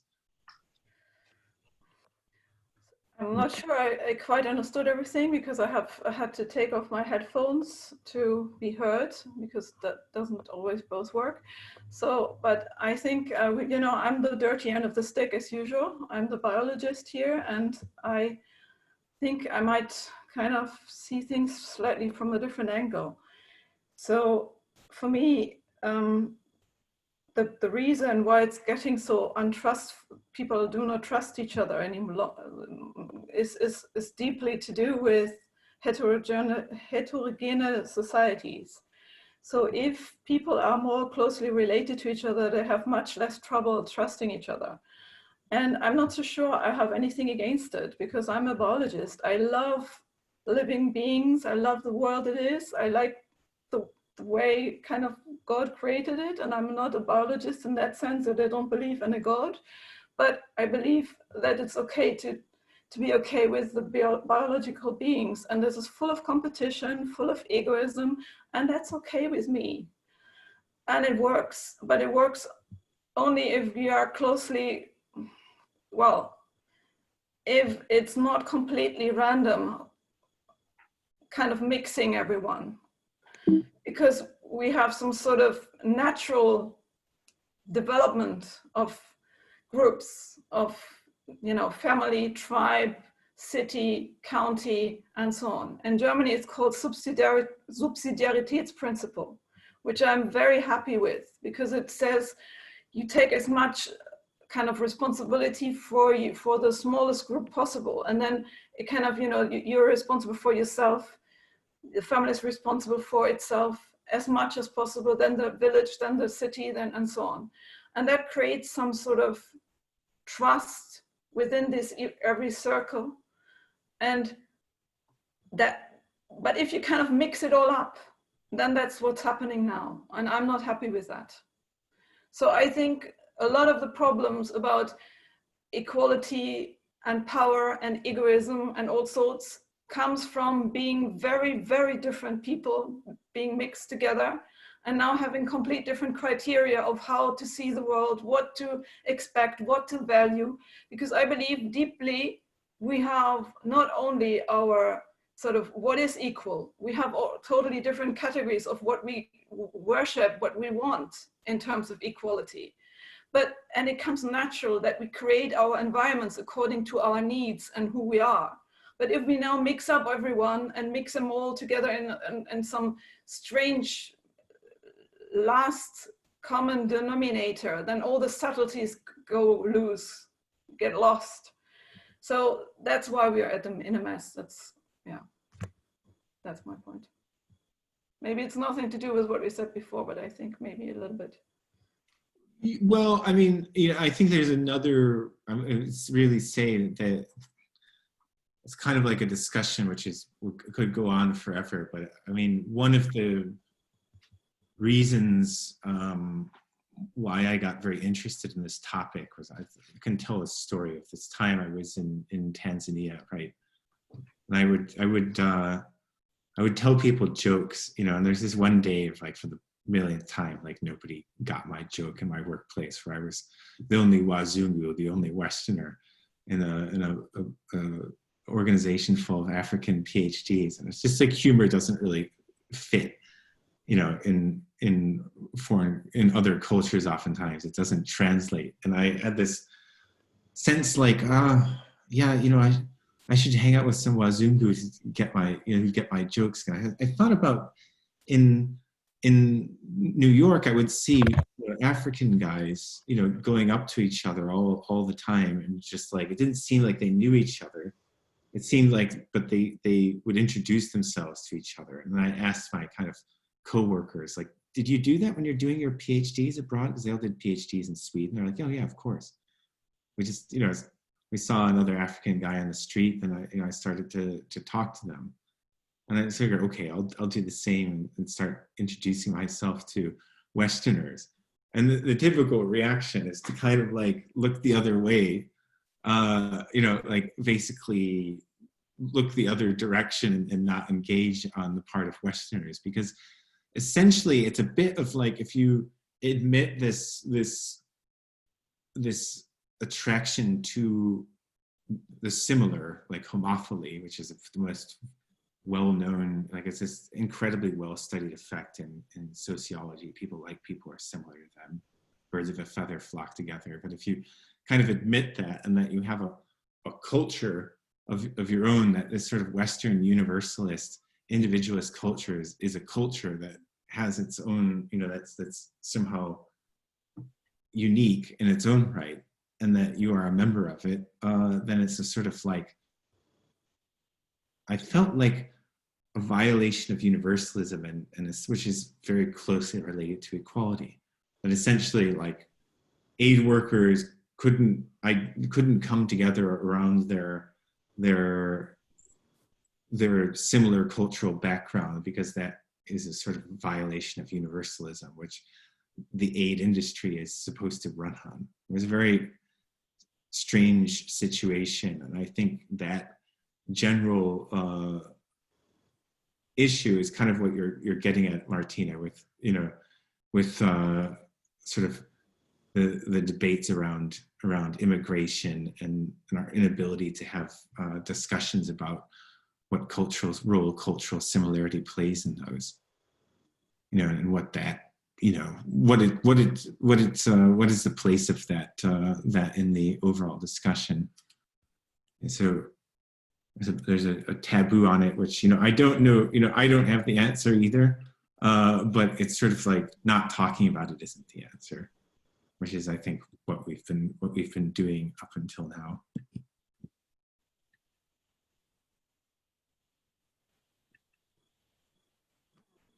Any other comments on that? Yeah. Okay.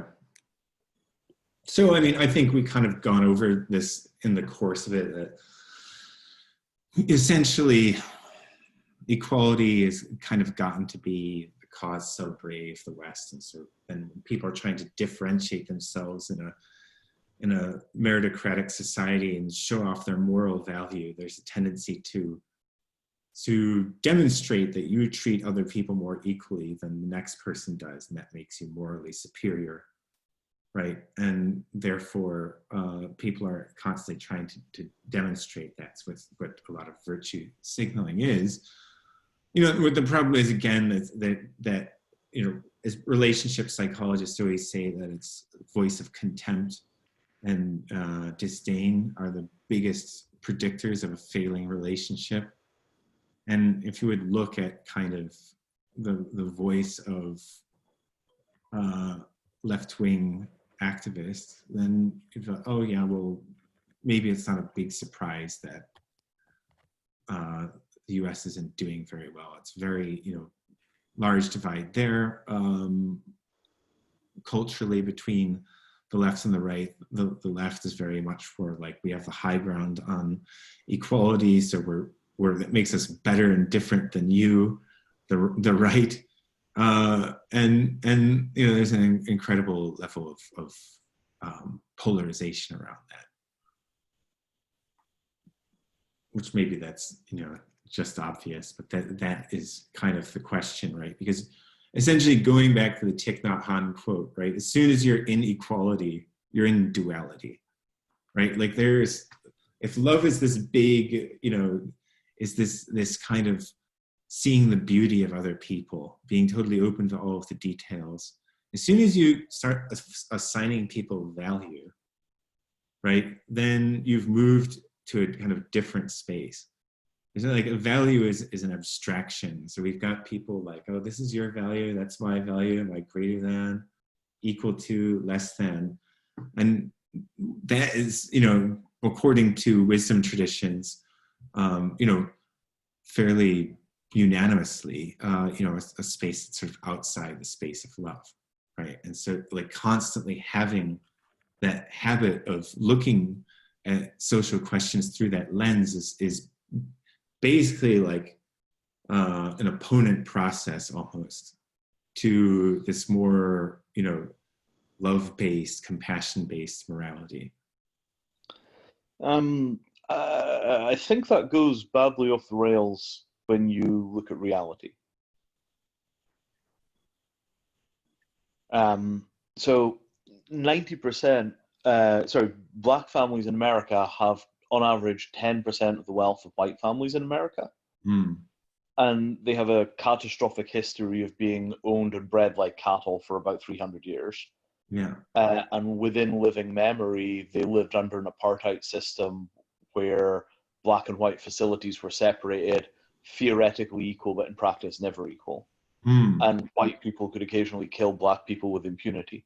Right. So the set of things which have to be true before the cognitive framework that you're using begins to apply, the preconditions aren't met. Oh, of course not. No. Right? So at the point where you have roughly equal outcomes between all people regardless of their circumstances and origins, everybody lives about the same length of time, everybody has roughly the same rates of, say, mental health problems. Once you get to the point where you have equality of outcomes, then it begins to make sense to talk about the diffusion away of difference. Mm. Right? But until you have equality of outcomes, you have to argue that the actual facts of the situation mean that we're not operating in a space where those distinctions become irrelevant. Yeah, no, I think you may have missed the earlier part. Oh yeah, I did. I joined the call late, so I'm just kind of riffing on the end. Yeah, because the thing is that we discussed earlier is that equality is a great metric. You know, essentially like this system of a love-based, you know, if everybody was really cared about each other, we'd see equality.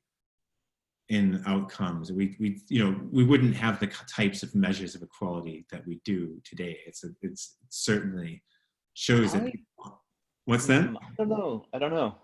I mean, it's people have a very how do I say this exactly, right? So in the kind of fundamental yoga psychology, right, you have two basic branches of stuff, right? Pure consciousness, which is without attributes or is thought of as being Satchit Ananda, and then you have the phenomenological world of matter, which obeys the rules of matter, biology, and so on. And this kind of abstract universalism only applies in the domain where there are no existent objects. Universal love exists because there is nothing there with distinction, with category, with gunas, any of that kind of stuff. So if you take that model and you apply it to the world of matter, which exists in this kind of mechanical, competitive, evolutionary space, it doesn't really work because these things are separated by domain boundaries, right? And yes, it's true that enlightened beings dissolve those domain boundaries, but they don't dissolve them into a single domain. They just flexibly operate in whatever domain they're operating in. So, the Taoists sort of, the 10 bulls diagram, where in the final diagram, the, wizard has gone back into the marketplace and is buying wine and hanging out with people. Once he's in that domain, he's not trying to drag them up the cliff into the same universal consciousness he has. He's just accepting of where they are. And we have to be very cautious about the kind of notion that enlightened awareness in some way overrides normal awareness. Right? Enlightened awareness integrates into normal awareness, but because we're creatures that are, our experience is dominated by the physicality of the world and its rules, the enlightened awareness has to slot in inside of that, or you wind up in crazy wisdom territory. You see what I'm saying? Oh yeah, no, absolutely. So I think we have to be very cautious about taking these universals and applying them inside of the particular domain. I mean, even folks like Gandhi very slowly evolved towards that and did not get there. And if Gandhi isn't capable of pulling it off, kind of who is? Even the Dalai Lama is extremely partisan. Yeah, no, I think we're nowhere near, as I put it, the position I would take relative to that is that essentially there's, in the dominant Western paradigm, almost nobody talks about love or compassion in terms of moral decisions, right? Like I seldom see that really discussed, right? Language, yeah, sure. It's not on the map. Mainly equality. And what I would say is that if we look at okay, how would we actually get, right? This is kind of this, I think we tend to, because there's a lot of, because essentially mysticism is associated with miracles for a lot of people. When you start talking about, okay, some type of mystical source of morality, right, which would be this kind of compassion, what the wisdom traditions or the mystical traditions, to use for everybody else's benefit. If you talk to interfaith dialogue people and you say, what do all the faiths have in common? They say mystery, right? It's this beyond the known to look at things without this kind of division, and just to see things sort of directly, as Vina is talking about. And that, that is not really accorded to any place at all in the public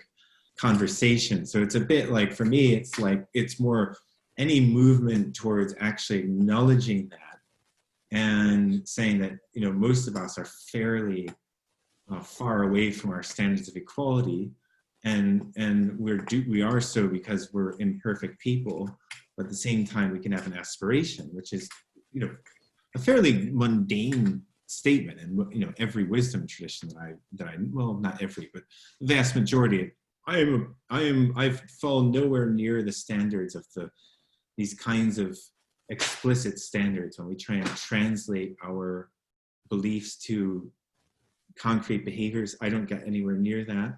The way that I would get near that is actually by having more of this mystical loving awareness. That's the easiest way to do it, or to actually really do it. You can compel yourself towards those behaviors through morality and guilt to some degree, but most of the people actually succeed in living them out, have that kind of awareness. And it certainly helps them, and to have it in the conversation. And right now it's just not in the conversation at all. I would not ever propose throwing out equality as a really strong metric. Because what you're saying, if you don't need metrics, is I don't need metrics, I'm perfect. Right? Like there should be, if you're acknowledging that not only are you not, you know, mystically aware, but you're not aware of what you're not aware of. You know, you don't trust yourself, then you need the metrics. And saying you don't need the metrics would just be saying that it's essentially I can be trusted, which is probably delusional if anybody were to say it.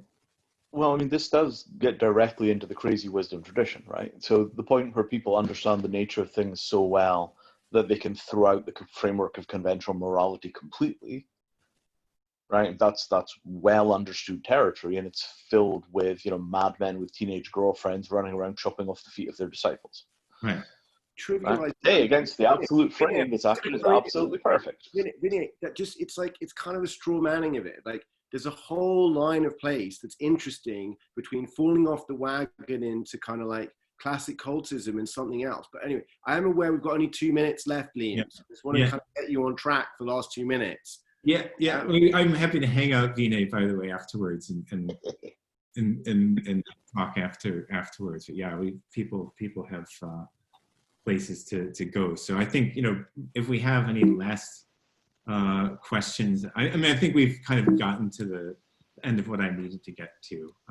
You know, you can look at I mean, I would say essentially that the last statement that the West, in particular, the state that Christianity was in when we ran up into, I mean, kind of in a bit of resonance with some of the things Vinay was just saying, like, you know, the Martin Luther's complaints against the Pope of his time included that they refused to have any limit on the number of sexual servants, right? The number of young boys could be kept by sexual servants by bishops, or as sexual servants by bishops. This was sort of the level to which things had gotten when Protestantism arose, which is when you get into this allowing sensitivity or cultivation of sensitivity to moral questions to be the standard, and which is what the Catholic Church did, and then the Pope in charge, say that he had more insight to these questions than anybody else. He had essentially like a large crazy wisdom cult ruling Europe, which is what science and rationality ran into, and of course chopped up quite effectively. And so we're now essentially, I would say, dealing with this whole in culture is still a artifact of that period, and something that, you know, we basically have an incredible amount of work to do to get anywhere near dealing with. Jessica? I was just having a look to find the quote, but I couldn't find it. But I think there's a Steve Bannon quote, which is, while they're arguing about intersectionality, we've got them. What's that? While they're arguing about intersectionality, we've won. Yeah. Yeah, exactly. Yeah, exactly. I mean, I consistently look at this and say, like, look, you know, there seems to be a doubling down on this rhetoric, which so far, you know, losing elections to Donald Trump is bad news, you know, and you know, what we're on right now with what I'd call the equality complex in full force in politics, you know, so far has not been working, I don't think, you know, in terms of electoral outcomes. And I'm a bit concerned about sort of doubling down on it in many quarters as the answer. You know, I think there's a lot of people who get this also on the left. I mean, then I think the critical thing is that discourse is entirely about emotions, and perceptions rather than about statistical outcomes. So they're talking about a kind of equality which is largely happening inside people's heads, rather than talking about how many people live without healthcare, how many people live in poverty. And that unwillingness to face the material world is why I think they have so little traction at the polls, because what they're attempting to regulate is people's states of being in their mental models, rather than trying to ensure that people's kids get fed. So although it's easy to point the finger at that and say the problem is the equality discourse, I think actually the problem is the aversion to facing reality. Yeah, I would agree with that, except to the point that to the extent that I mean, I would say that there's also pragmatic realities, because I think to some degree that's true, that there's a disproportionate, you might say, emphasis on what you're talking about, those go into the headings of identity politics. At the same time, the answers that people come up with as far as, climate justice and et cetera is also, this total equality, and that's kind of your standard,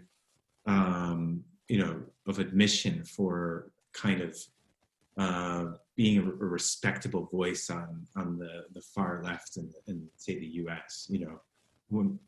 I think it's a relatively fair statement in some cases, and that is also unworkable, but it's political reality rather than material reality that conversation, you might say, disrespects, which is not to say that what's going to go on is not totally or what is going on right now in terms of equality of distribution under global warming is not cataclysmic. It's only to say that every political process requires pragmatism, and I don't hear a lot of pragmatism out of that camp of thought.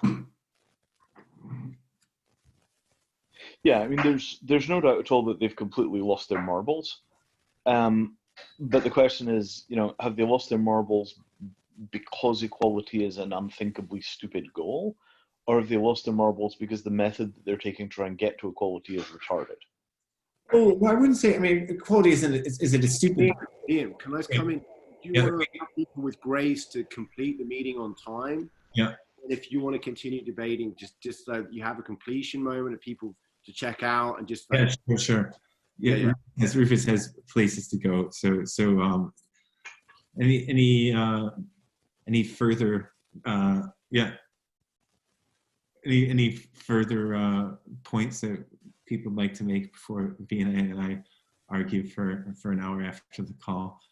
Well, I just want to say thank you, Liam. I think it's incredibly, I also should maybe mention, I don't know if you mentioned people, but there's a white paper that you've written that we will be releasing, I think, soon, but that people, if they're interested, beautifully written, I have to say, by Liam. I say it myself, having helped edit it. It's really great, and it covers this in a lot more detail. So if there's anyone interested, should just put their name in the channel, and Liam will send you the paper. I think they should have gotten a link to it on their emails as well. Yeah, just to flag that. Thank you so much. I think it was very interesting.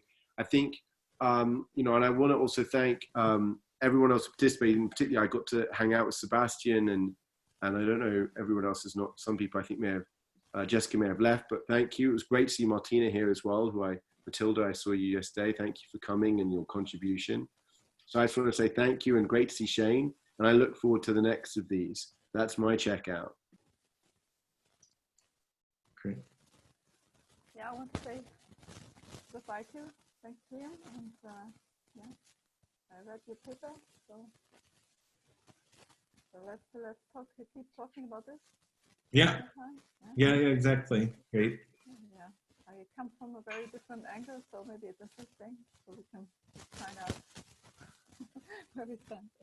Okay. Goodbye, everybody. It was good meeting you, new people. Good. Bye-bye. Shane, any comments? No, yeah, good stuff. It was great to meet everybody. Here in the States, I'm not allowed to leave my house, so I can stay on for a little bit. And if this is going to continue. Great. Okay. Good. So, well, I think it's just And oh, Alfie's around. There he is. But yeah. So Rufus, I think that's it as far as check-ins. few notes, Liam, as I went along, a few notes, and maybe you'll have the recording. But yeah, thank you so much. I made a few notes we went along on my laptop and things. So I look forward to catching up with everyone on the next one of these. All the best. See you. Boom, boom.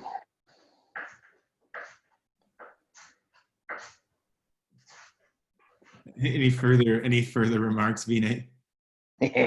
Well, so I mean, the thing that I think needs the clarity is on the dividing lines, the construction of the dividing lines between conditioned and unconditioned awareness.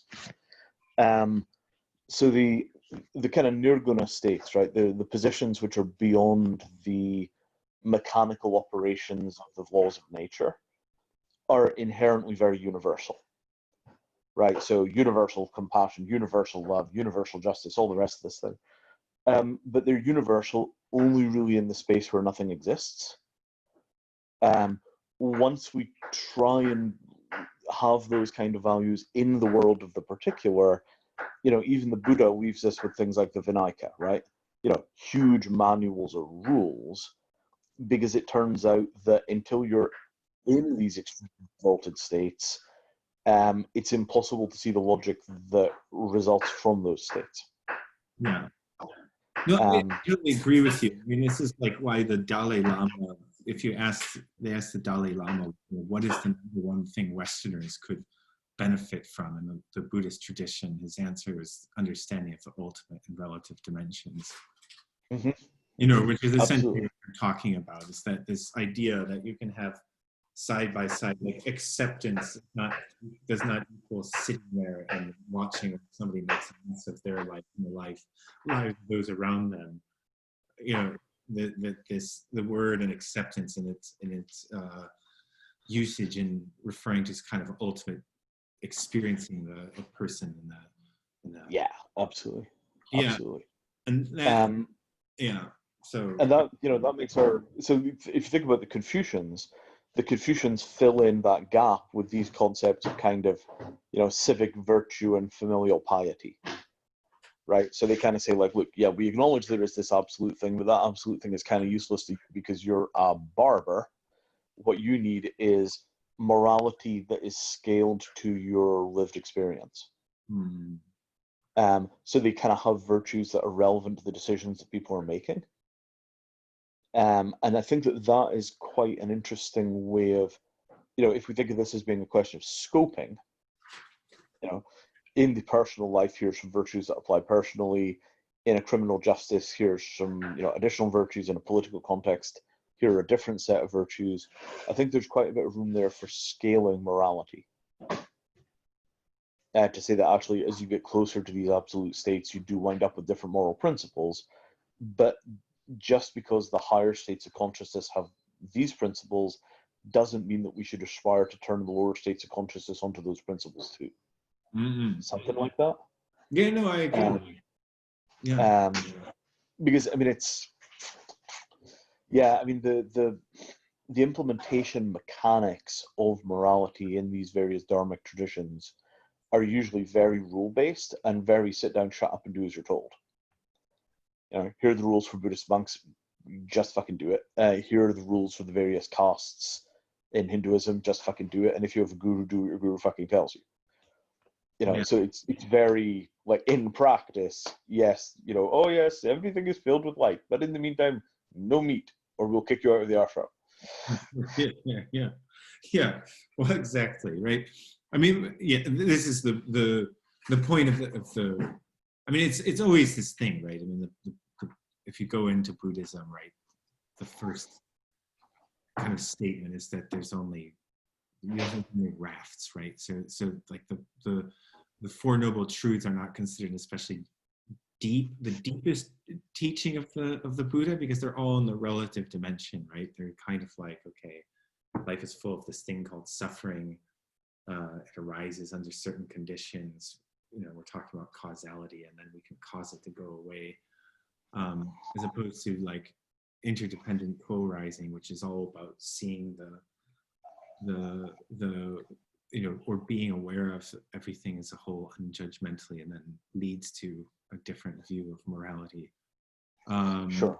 And so but the idea is that if you are in touch with that, then the statements that you make in the relative dimension are true in their own way. They have their own kind of truth. They're not inconsistent generally with what is seen in the wordless realm, but they're different, right? They have the kind of truth that symbols can have. They somehow represent the territory okay, relatively decently, and usually. I mean, it's how do I say this exactly? I'm going to try to shade a meaning here. So the way in which the relative condition mindset forms is also really important to that construction. So how do I say this exactly? It's worth remembering that none of these guys had the benefit of evolutionary biology. So their answers to what is a human being and where does it come from were completely medieval, right? And we kind of have to say, well, look, if the Buddha had had access to Darwin, how would that have altered what the Buddha had to say about them? Yeah. Like Darwin is the point at which 70% of the nonsense in the classical religions vanishes as soon as you have Darwin. Yeah. No, I mean, or just relative knowledge of any kind. I mean, No, Darwin's uniquely important because Darwin answers what is a human being. Yeah, no, I mean, definitely he is incredibly important.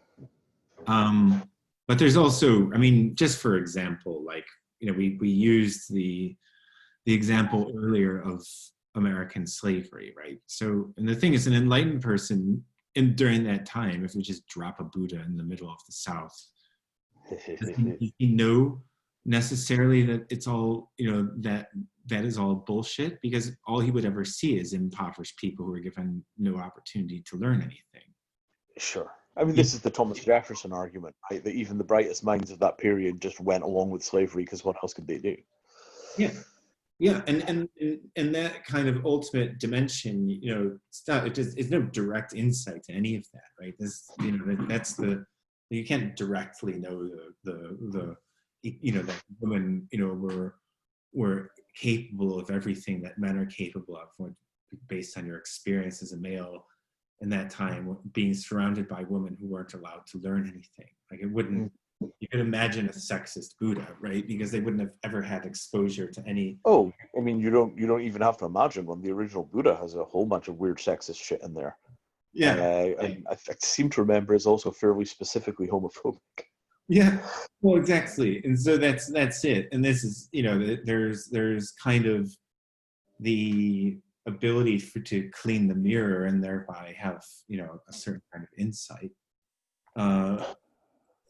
And openness to what you can perceive of other people, but still nevertheless, outside of using sort of knowledge from the historical dimension to actually expand your worldview, would be a different morality even for those kinds of people. And certainly in the case of Thich Nhat Hanh, I mean, he would just, it's not, you don't have direct knowledge. Nobody has direct knowledge of melting polar ice caps. Like you're not going to get by meditating, this awareness that the earth is undergoing ecological collapse. It's not, a matter of direct revelation. So, it's a point that needs explanation, but I guess it's difficult to that alone is like a good 2-hour conversation, I guess. So, which is why I didn't.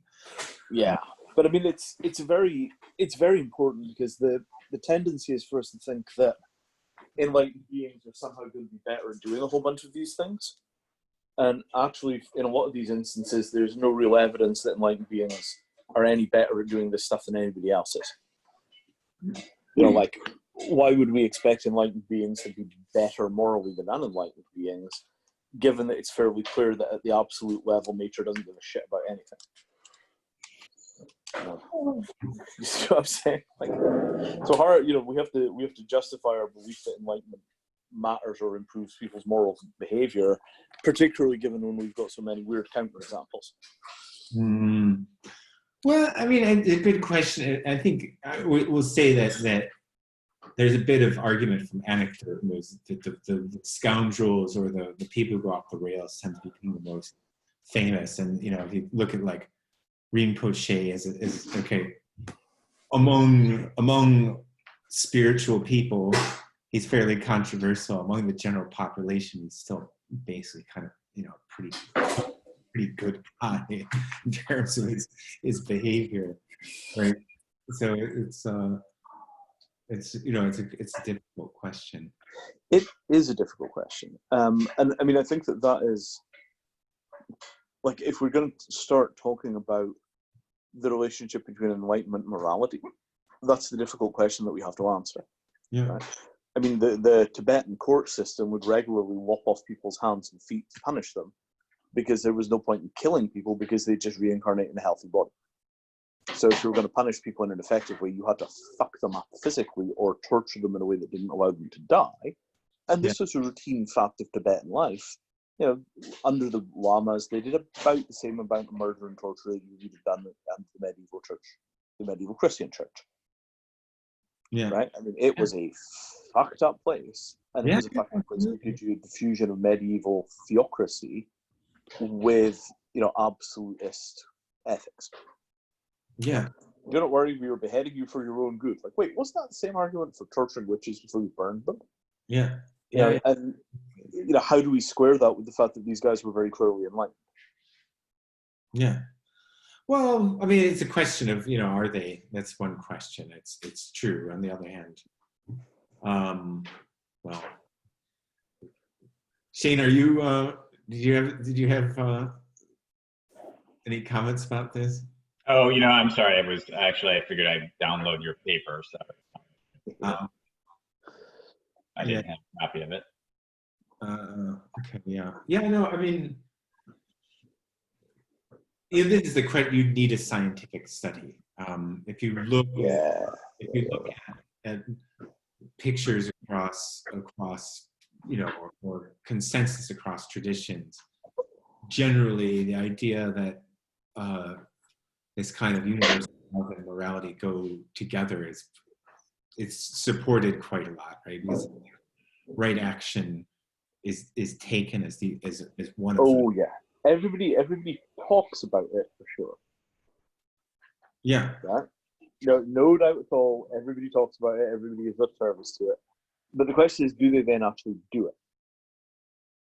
Well, that's the question. But this is the thing. It's like, is it that these people are not really enlightened, or is it that basically spiritual practice doesn't mean that you end up with good morality? I think it's inarguable. I mean, we suffer a lot from the feeling that it goes to our that highly identified.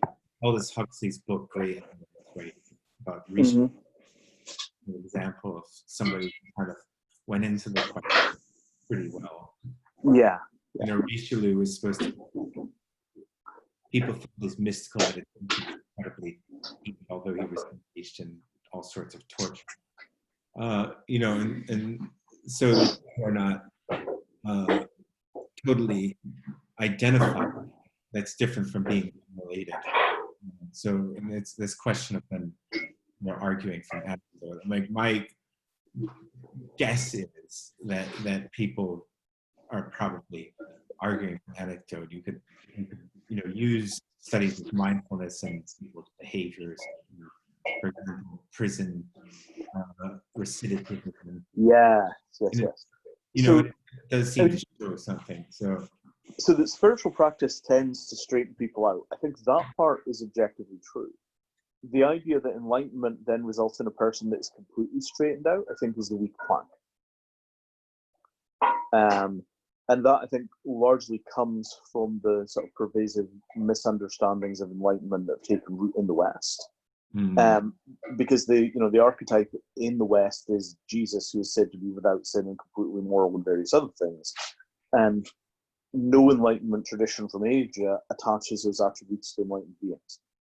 So, for example, in the Ramayana, Rama randomly shoots some annoying monkey. He's just like, right, I've had enough of this guy, and he just fucking kills him. And that point is debated endlessly. It's like, so why does Lord Rama just kill this annoying but basically innocent monkey? Like, why does that happen? Right? Is it some karma that we don't know about? Is Rama having a bad day? Is this divine action? And there's a bunch of that sort of stuff in the Indian traditions, basically showing that even the gods fuck up. And occasionally they, even make their way around to apologizing for it, although usually not. Right? So, if you have that as a template for enlightenment, and it becomes a notion that enlightenment is an approximation within the constraints of the vehicle that you're in of an understanding of the way things are, but that because you still have a vehicle, the awareness is still in some way at least conditioned by the parameters of the vehicle. Like, a blind enlightened person does not have a good opinion on paintings. A good opinion on what? A person who is enlightened but blind does not have an enlightened opinion on paintings. Yeah, exactly. So the same logic then applies to moral action, right? If you have a 100-year lifespan, then your perception of what is moral is restricted by your lifespan. Well, at the 700-year scale, this is obviously the correct action. Yeah, but at the 100 scale, it's wrong action. Yeah. So that knot, if you cut that knot that says that enlightened people are perfectly anything, then I think a lot of this stuff becomes much more manageable. But there's been a huge investment in that by particularly the Tibetan Buddhists. And, the yoga guys are just as guilty of it. Because the perception that one is completely perfect just because you're enlightened is a very useful thing to be selling people in the West. Oh yes, Swami Havabanana is exactly like Jesus reborn. Oh yes, he's perfect in every way. Come, bring your money. Yeah, and also, to be even more, just like a little bit more mundane, is this idea that you can have deep insight into material truth and also be, not, completely rigorous and morally. It's like there's a lot of examples of that, that would be, which are much more kind of accessible and hard to argue. And I think that point is something that is not right. Huxley tried to make it. Slavoj Žižek actually cites make that point a bit. It's an undermade point that, like, look, if in the limit, this this enlightened awareness somehow leads to very great morality, there's quite a lot of on the way, which is also acknowledged in actually traditions, that you can get this deep insight but then use it to be manipulative, and so people may go quite off the rails as far as bad wizards. Yeah, those are well acknowledged, and it's kind of fine print stuff. It's not, but certainly the existence of such individuals is not sort of uncontroversially there in most of those traditions, for sure, in the corners. Yeah, exactly. Yeah, which is just another thing to another misconception to correct. But right now I think we have like no place for not no place, but very little place for what was once the center of morality in the West, and it was very close to morality in other cultures. Limitless. Yeah, it's just a tricky question of how do you make that point without further reinforcing the illusion that enlightened people are automatically moral. Yeah, no, that's exactly. I totally get that out of this, conversation, that kind of are worried about the let's just get enlightened and it'll fix everything, as opposed to this too is a sort of an imperfect guide to causing harm, because when we call an enlightened person, under the Buddhist tradition, it's essentially someone who's just not attached to ideas, but that doesn't mean they find the right ideas, because you're You know, you can imagine a great scientist who's totally unattached to his theory. That doesn't mean that he necessarily finds the correct one, right? Right. Yeah. And I mean, like, you know, almost anything the Buddha ever said on medicine will turn out to be wrong.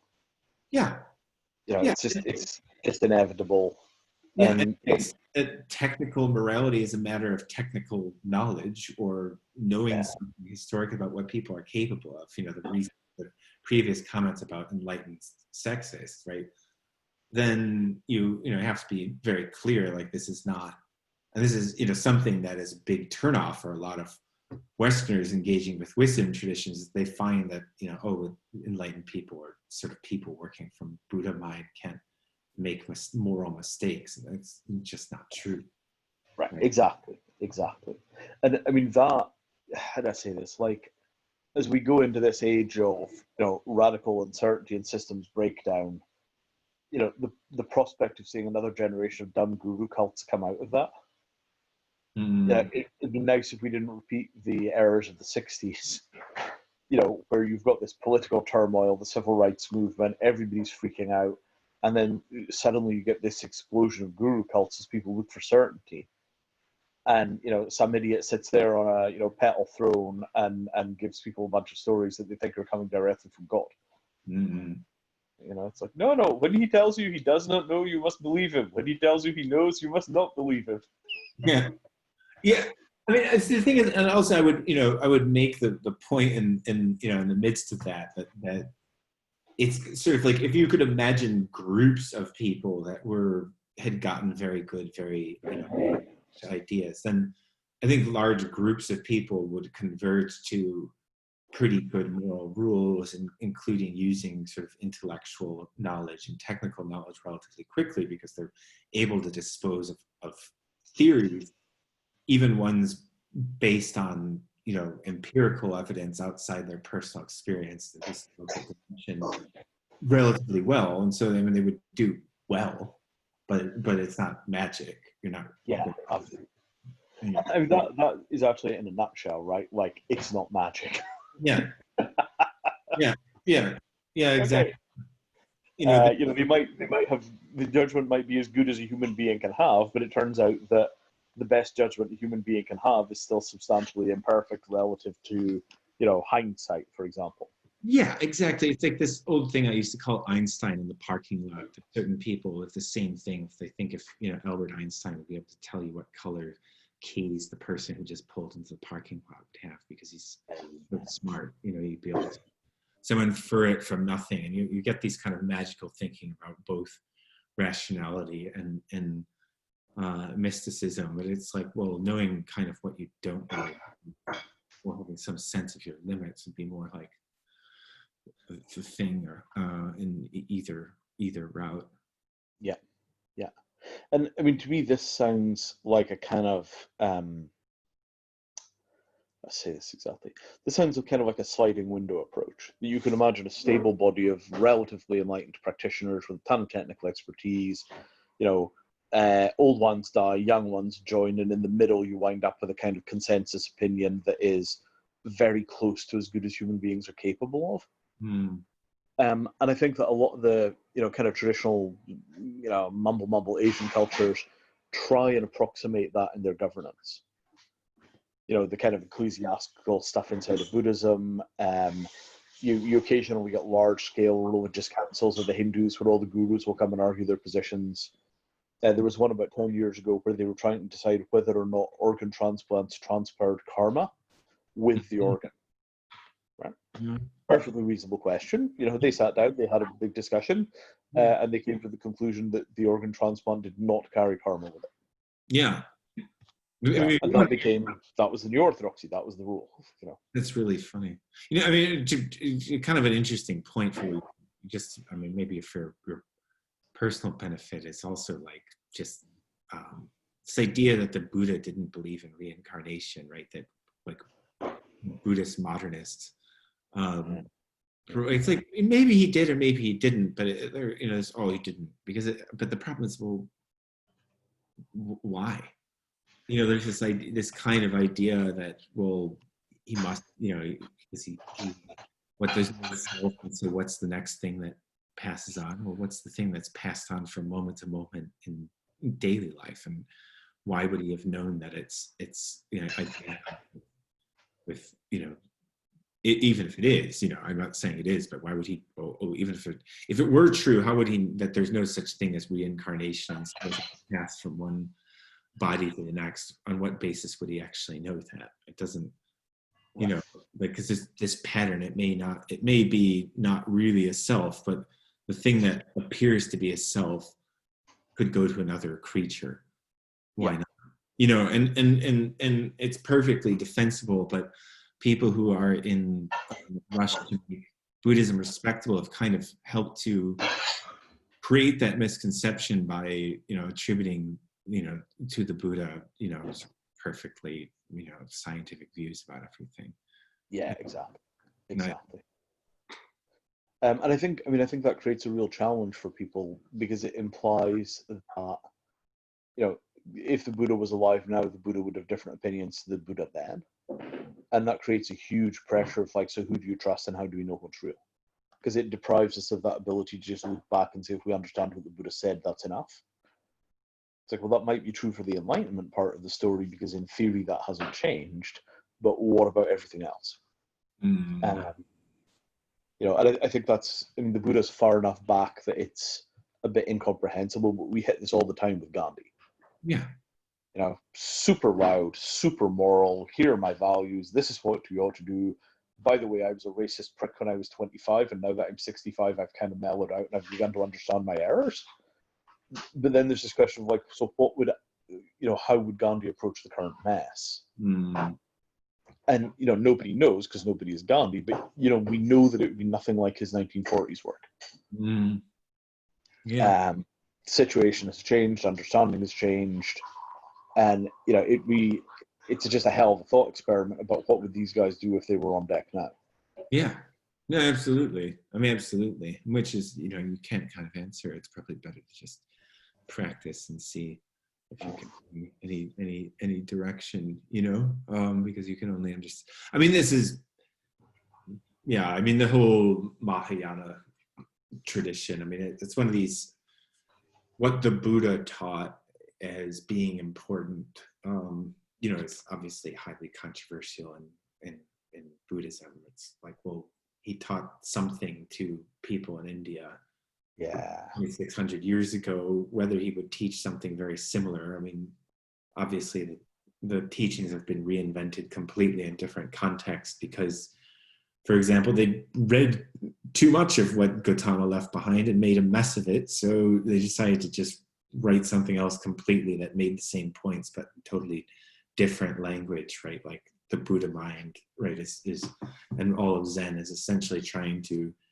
get out of this idea of traveling towards something, kind of hero's journey, which had taken over, and make it about discovering the quality there.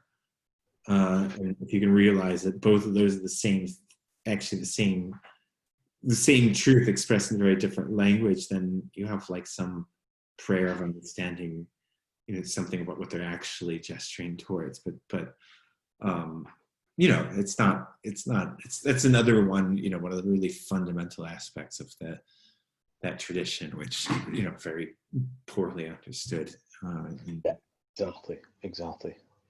And I mean, that is why this stuff is so slippery, even inside of these traditions. You know, the doctrinal gulfs between various approaches to these things are freaking huge. Very, very, very complicated. And I mean, that I think is the, you know, I mean, if there's any takeaway for Westerners approaching this stuff, it's that the idea of a single absolute point source of truth is largely only something that came out of the monotheisms. You know, even inside of Buddhism, it's well accepted that you've got no access to what the Buddha actually said. You've only got what one of the disciples was taught, and now you're going to have to make that work or not. Yeah. And that is a, how do I say this exactly? Like that notion that there is no, you know, universal 000 on the coordinate system center from which truth emanates. Instead, you've just got a whole bunch of transmissions. and they sort of cluster around something without it ever having become definitive. I think that is, like that's the real takeaway for me. Yeah. Is that we can move away from the idea that there is an absolute truth, which can be nicely, conveniently framed. Yeah.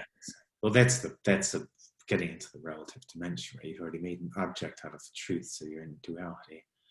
And that's, basically the problem is that it's this issue that you always get into with materialists that, oh, there's no chair, I'm creating the chair, but then there's an objective chair that I can't see, but then my actual experience of that is just my percept of the chair.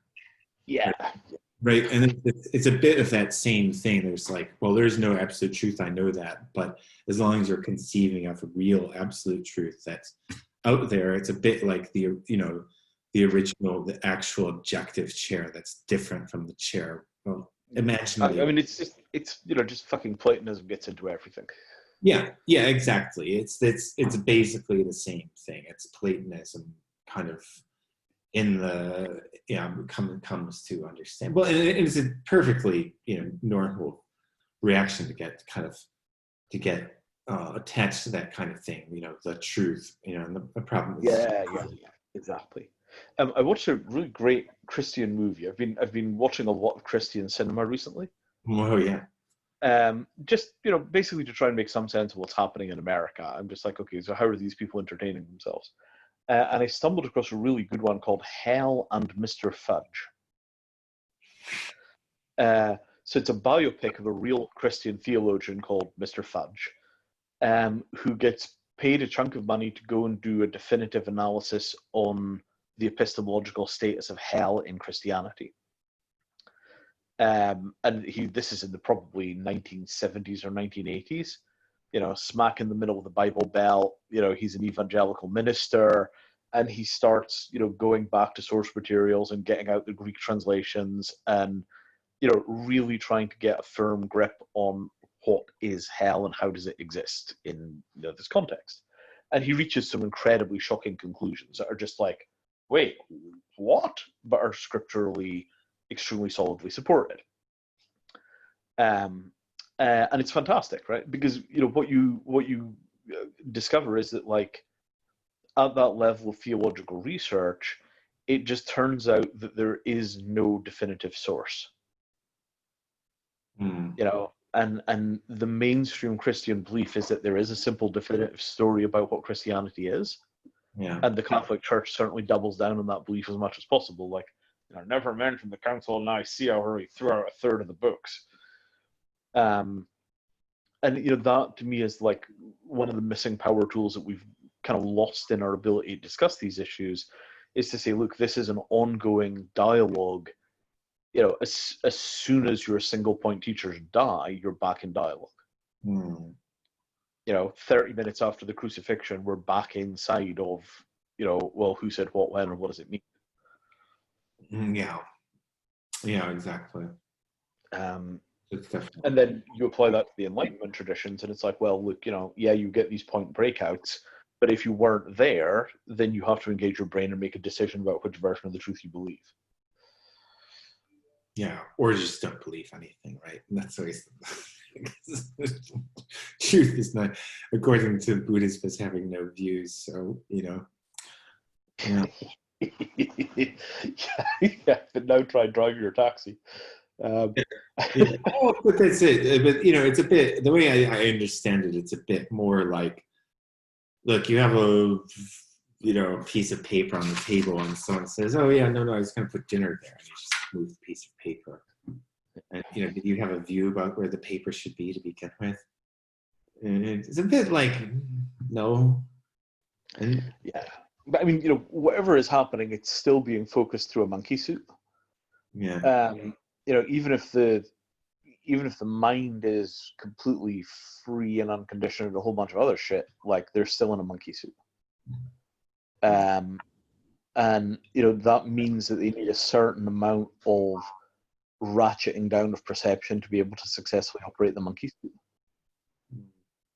And I mean, that's in a whole other branch of the yoga, right? The number of the senior yogis that have just decided that they're tired of living, stop their hearts, and then fall over dead. Like, there's a shit ton of that in Hinduism that nobody really talks about. Yeah, I don't know the history that I don't know the Hinduist mythology and records very well, but oh, it's super routine. Like, I'm trying to think of the big guy who did. One of them did it at 21. Not Narargarjun, Yanadeva, right? Famous teacher of the tradition, did all this amazing work, got to 21 years of age and said, I'm done. That was what I was here to do. Thank you very much. Goodbye, and then fell over dead. And told everybody he was going to do it. Like, yeah, I'm just going to, that was it. Job accomplished, mission done. I'm just not going to be here. Goodbye. So long and thanks for all the fish. And it's kind of like, okay, so you wanted to go back to unconditioned existence and then you fell over dead. Well, if there was no limitation imposed by the body, why would you bother to drop the body? Yeah. So from examples like that, we know that even in extremely enlightened beings still experience physical reality as a constraint. And that's a really important data point. That's interesting. Yeah, you have to send me a reference about that. I'd like to read about it. It's interesting. Yeah, I mean, Jnana Deva. Jnana Deva, okay. Jnana Deva, one word. Interesting. Jnana Deva.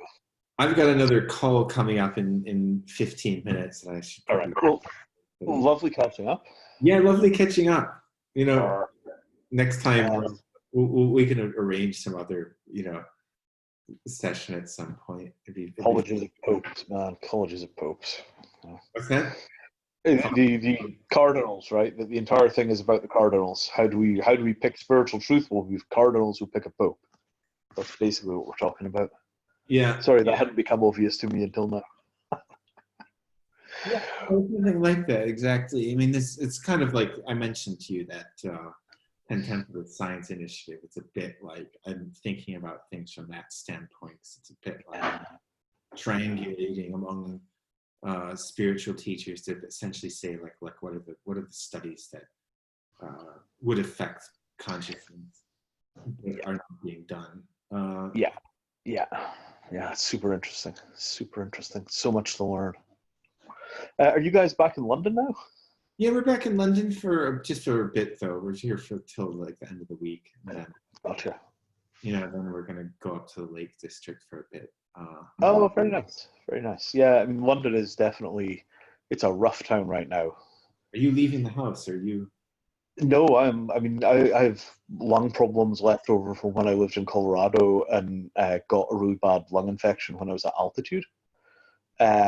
Plus I'm fat and 50, so I reckon that 5 to 10% mortality if I caught COVID. Mm-hmm. So I am not in a hurry to go outside. Yeah. No, I would imagine. It sounds rough. Yeah, I mean, I'm okay. I'm a bit scared about Hannah, so we'll probably make a trip to the lakes. So basically, so far we didn't leave Ireland for 4 months. Yeah, exactly. Just stay out of the way of history, right? And UK's currently got, spread is currently pretty contained in the UK. We're at about a 20th as many cases as we had at peak. So now is not a bad time for moving around. If you're going to move around, just be aware that, they've opened bars, they've opened shopping, and that number will come right back up again, probably. That's exactly what I'm thinking, is like now is the time for transition. Yeah. So I think that is a wise choice. Yeah. Anyway, take care of yourselves. And this was fun. Keep on keeping on. Try not to get caught. Hey. Hi guys. I just quickly wanted to say thank you. I was in this call. I joined kind of late, but I was just listening to your discussion at the end. Very interesting. I just want to say thank you and come out of the darkness, not be a creep. Thank you. Hey. Yeah. Nice to meet you, whoever you are. Oh, Alfie. Right, there's your name. Alfie. Next time. Oh, nice to meet you, Alfie. Next time we're all in London, we have to meet up. You'd like Alfie. Great, I love that. we ought to do a philosophy and drinking thing once every 2 weeks, where we just all assemble like with like a bottle of scotch each. Well, I would say I used to run this thing called the High Class Bullshit Society in graduate school, the Heterodox Cognitive and Brain Science Society, HC. That is PSS. excellent. You know, and where it was all the people from UCSD who kind of felt like there wasn't enough actual understanding, these kind of like getting into the deep shit about deep theory shit. And I've been meaning of like maybe getting together a group like that. Yeah. I think because, people are beginning to get really bored in their houses. Yeah. Like we're sort of running out of the bullshit that we used to talk about in pubs. No, I think what we should be doing is basically creating, like, getting VR and figuring out like having avatars and creating the nonverbal affordances in VR, just like basically, because that's the thing, is that the future of the VR stuff is getting people who are, have a nerdish enough fascination that they can meet from across the world, and that sort of gives you the group on which you can practice with VR technology. And I feel like time. That's right. We should. That's interesting. Because that's the big push forward of VR, is just, well, making an avatar that's good enough to have nonverbal affordances. But with Oculus, and then it's on there. Yeah. Have you seen the stuff about psychedelic drugs in VR? Oh, Carl, had his friend Carl always talking about it, but apparently low doses of psychedelics make VR a whole bunch more convincing. Wouldn't doubt that. I think that's what Carl was saying. Yeah, he should be. I think, was it dissociatives as well? I think, right? That's not my department. I don't know. That's what I heard. It's not mine. Carl's very, very fond of his ketamine. Carl followed shit though. I had a conversation with him at one point where he was just kind of taking me through some of the things he knows about dissociative drugs, and it was the most intense model train setting that I've ever seen about psychedelic research. It was insane. That man is a mind. Carl, he's something else, definitely. Something else, yes. Yeah, he spent entirely too much time bumping shoulders with the DMT elves. Anyway, you've got shit to do. Take care of yourselves. Yeah. Nice to meet you all. All right. See you later on. Poof.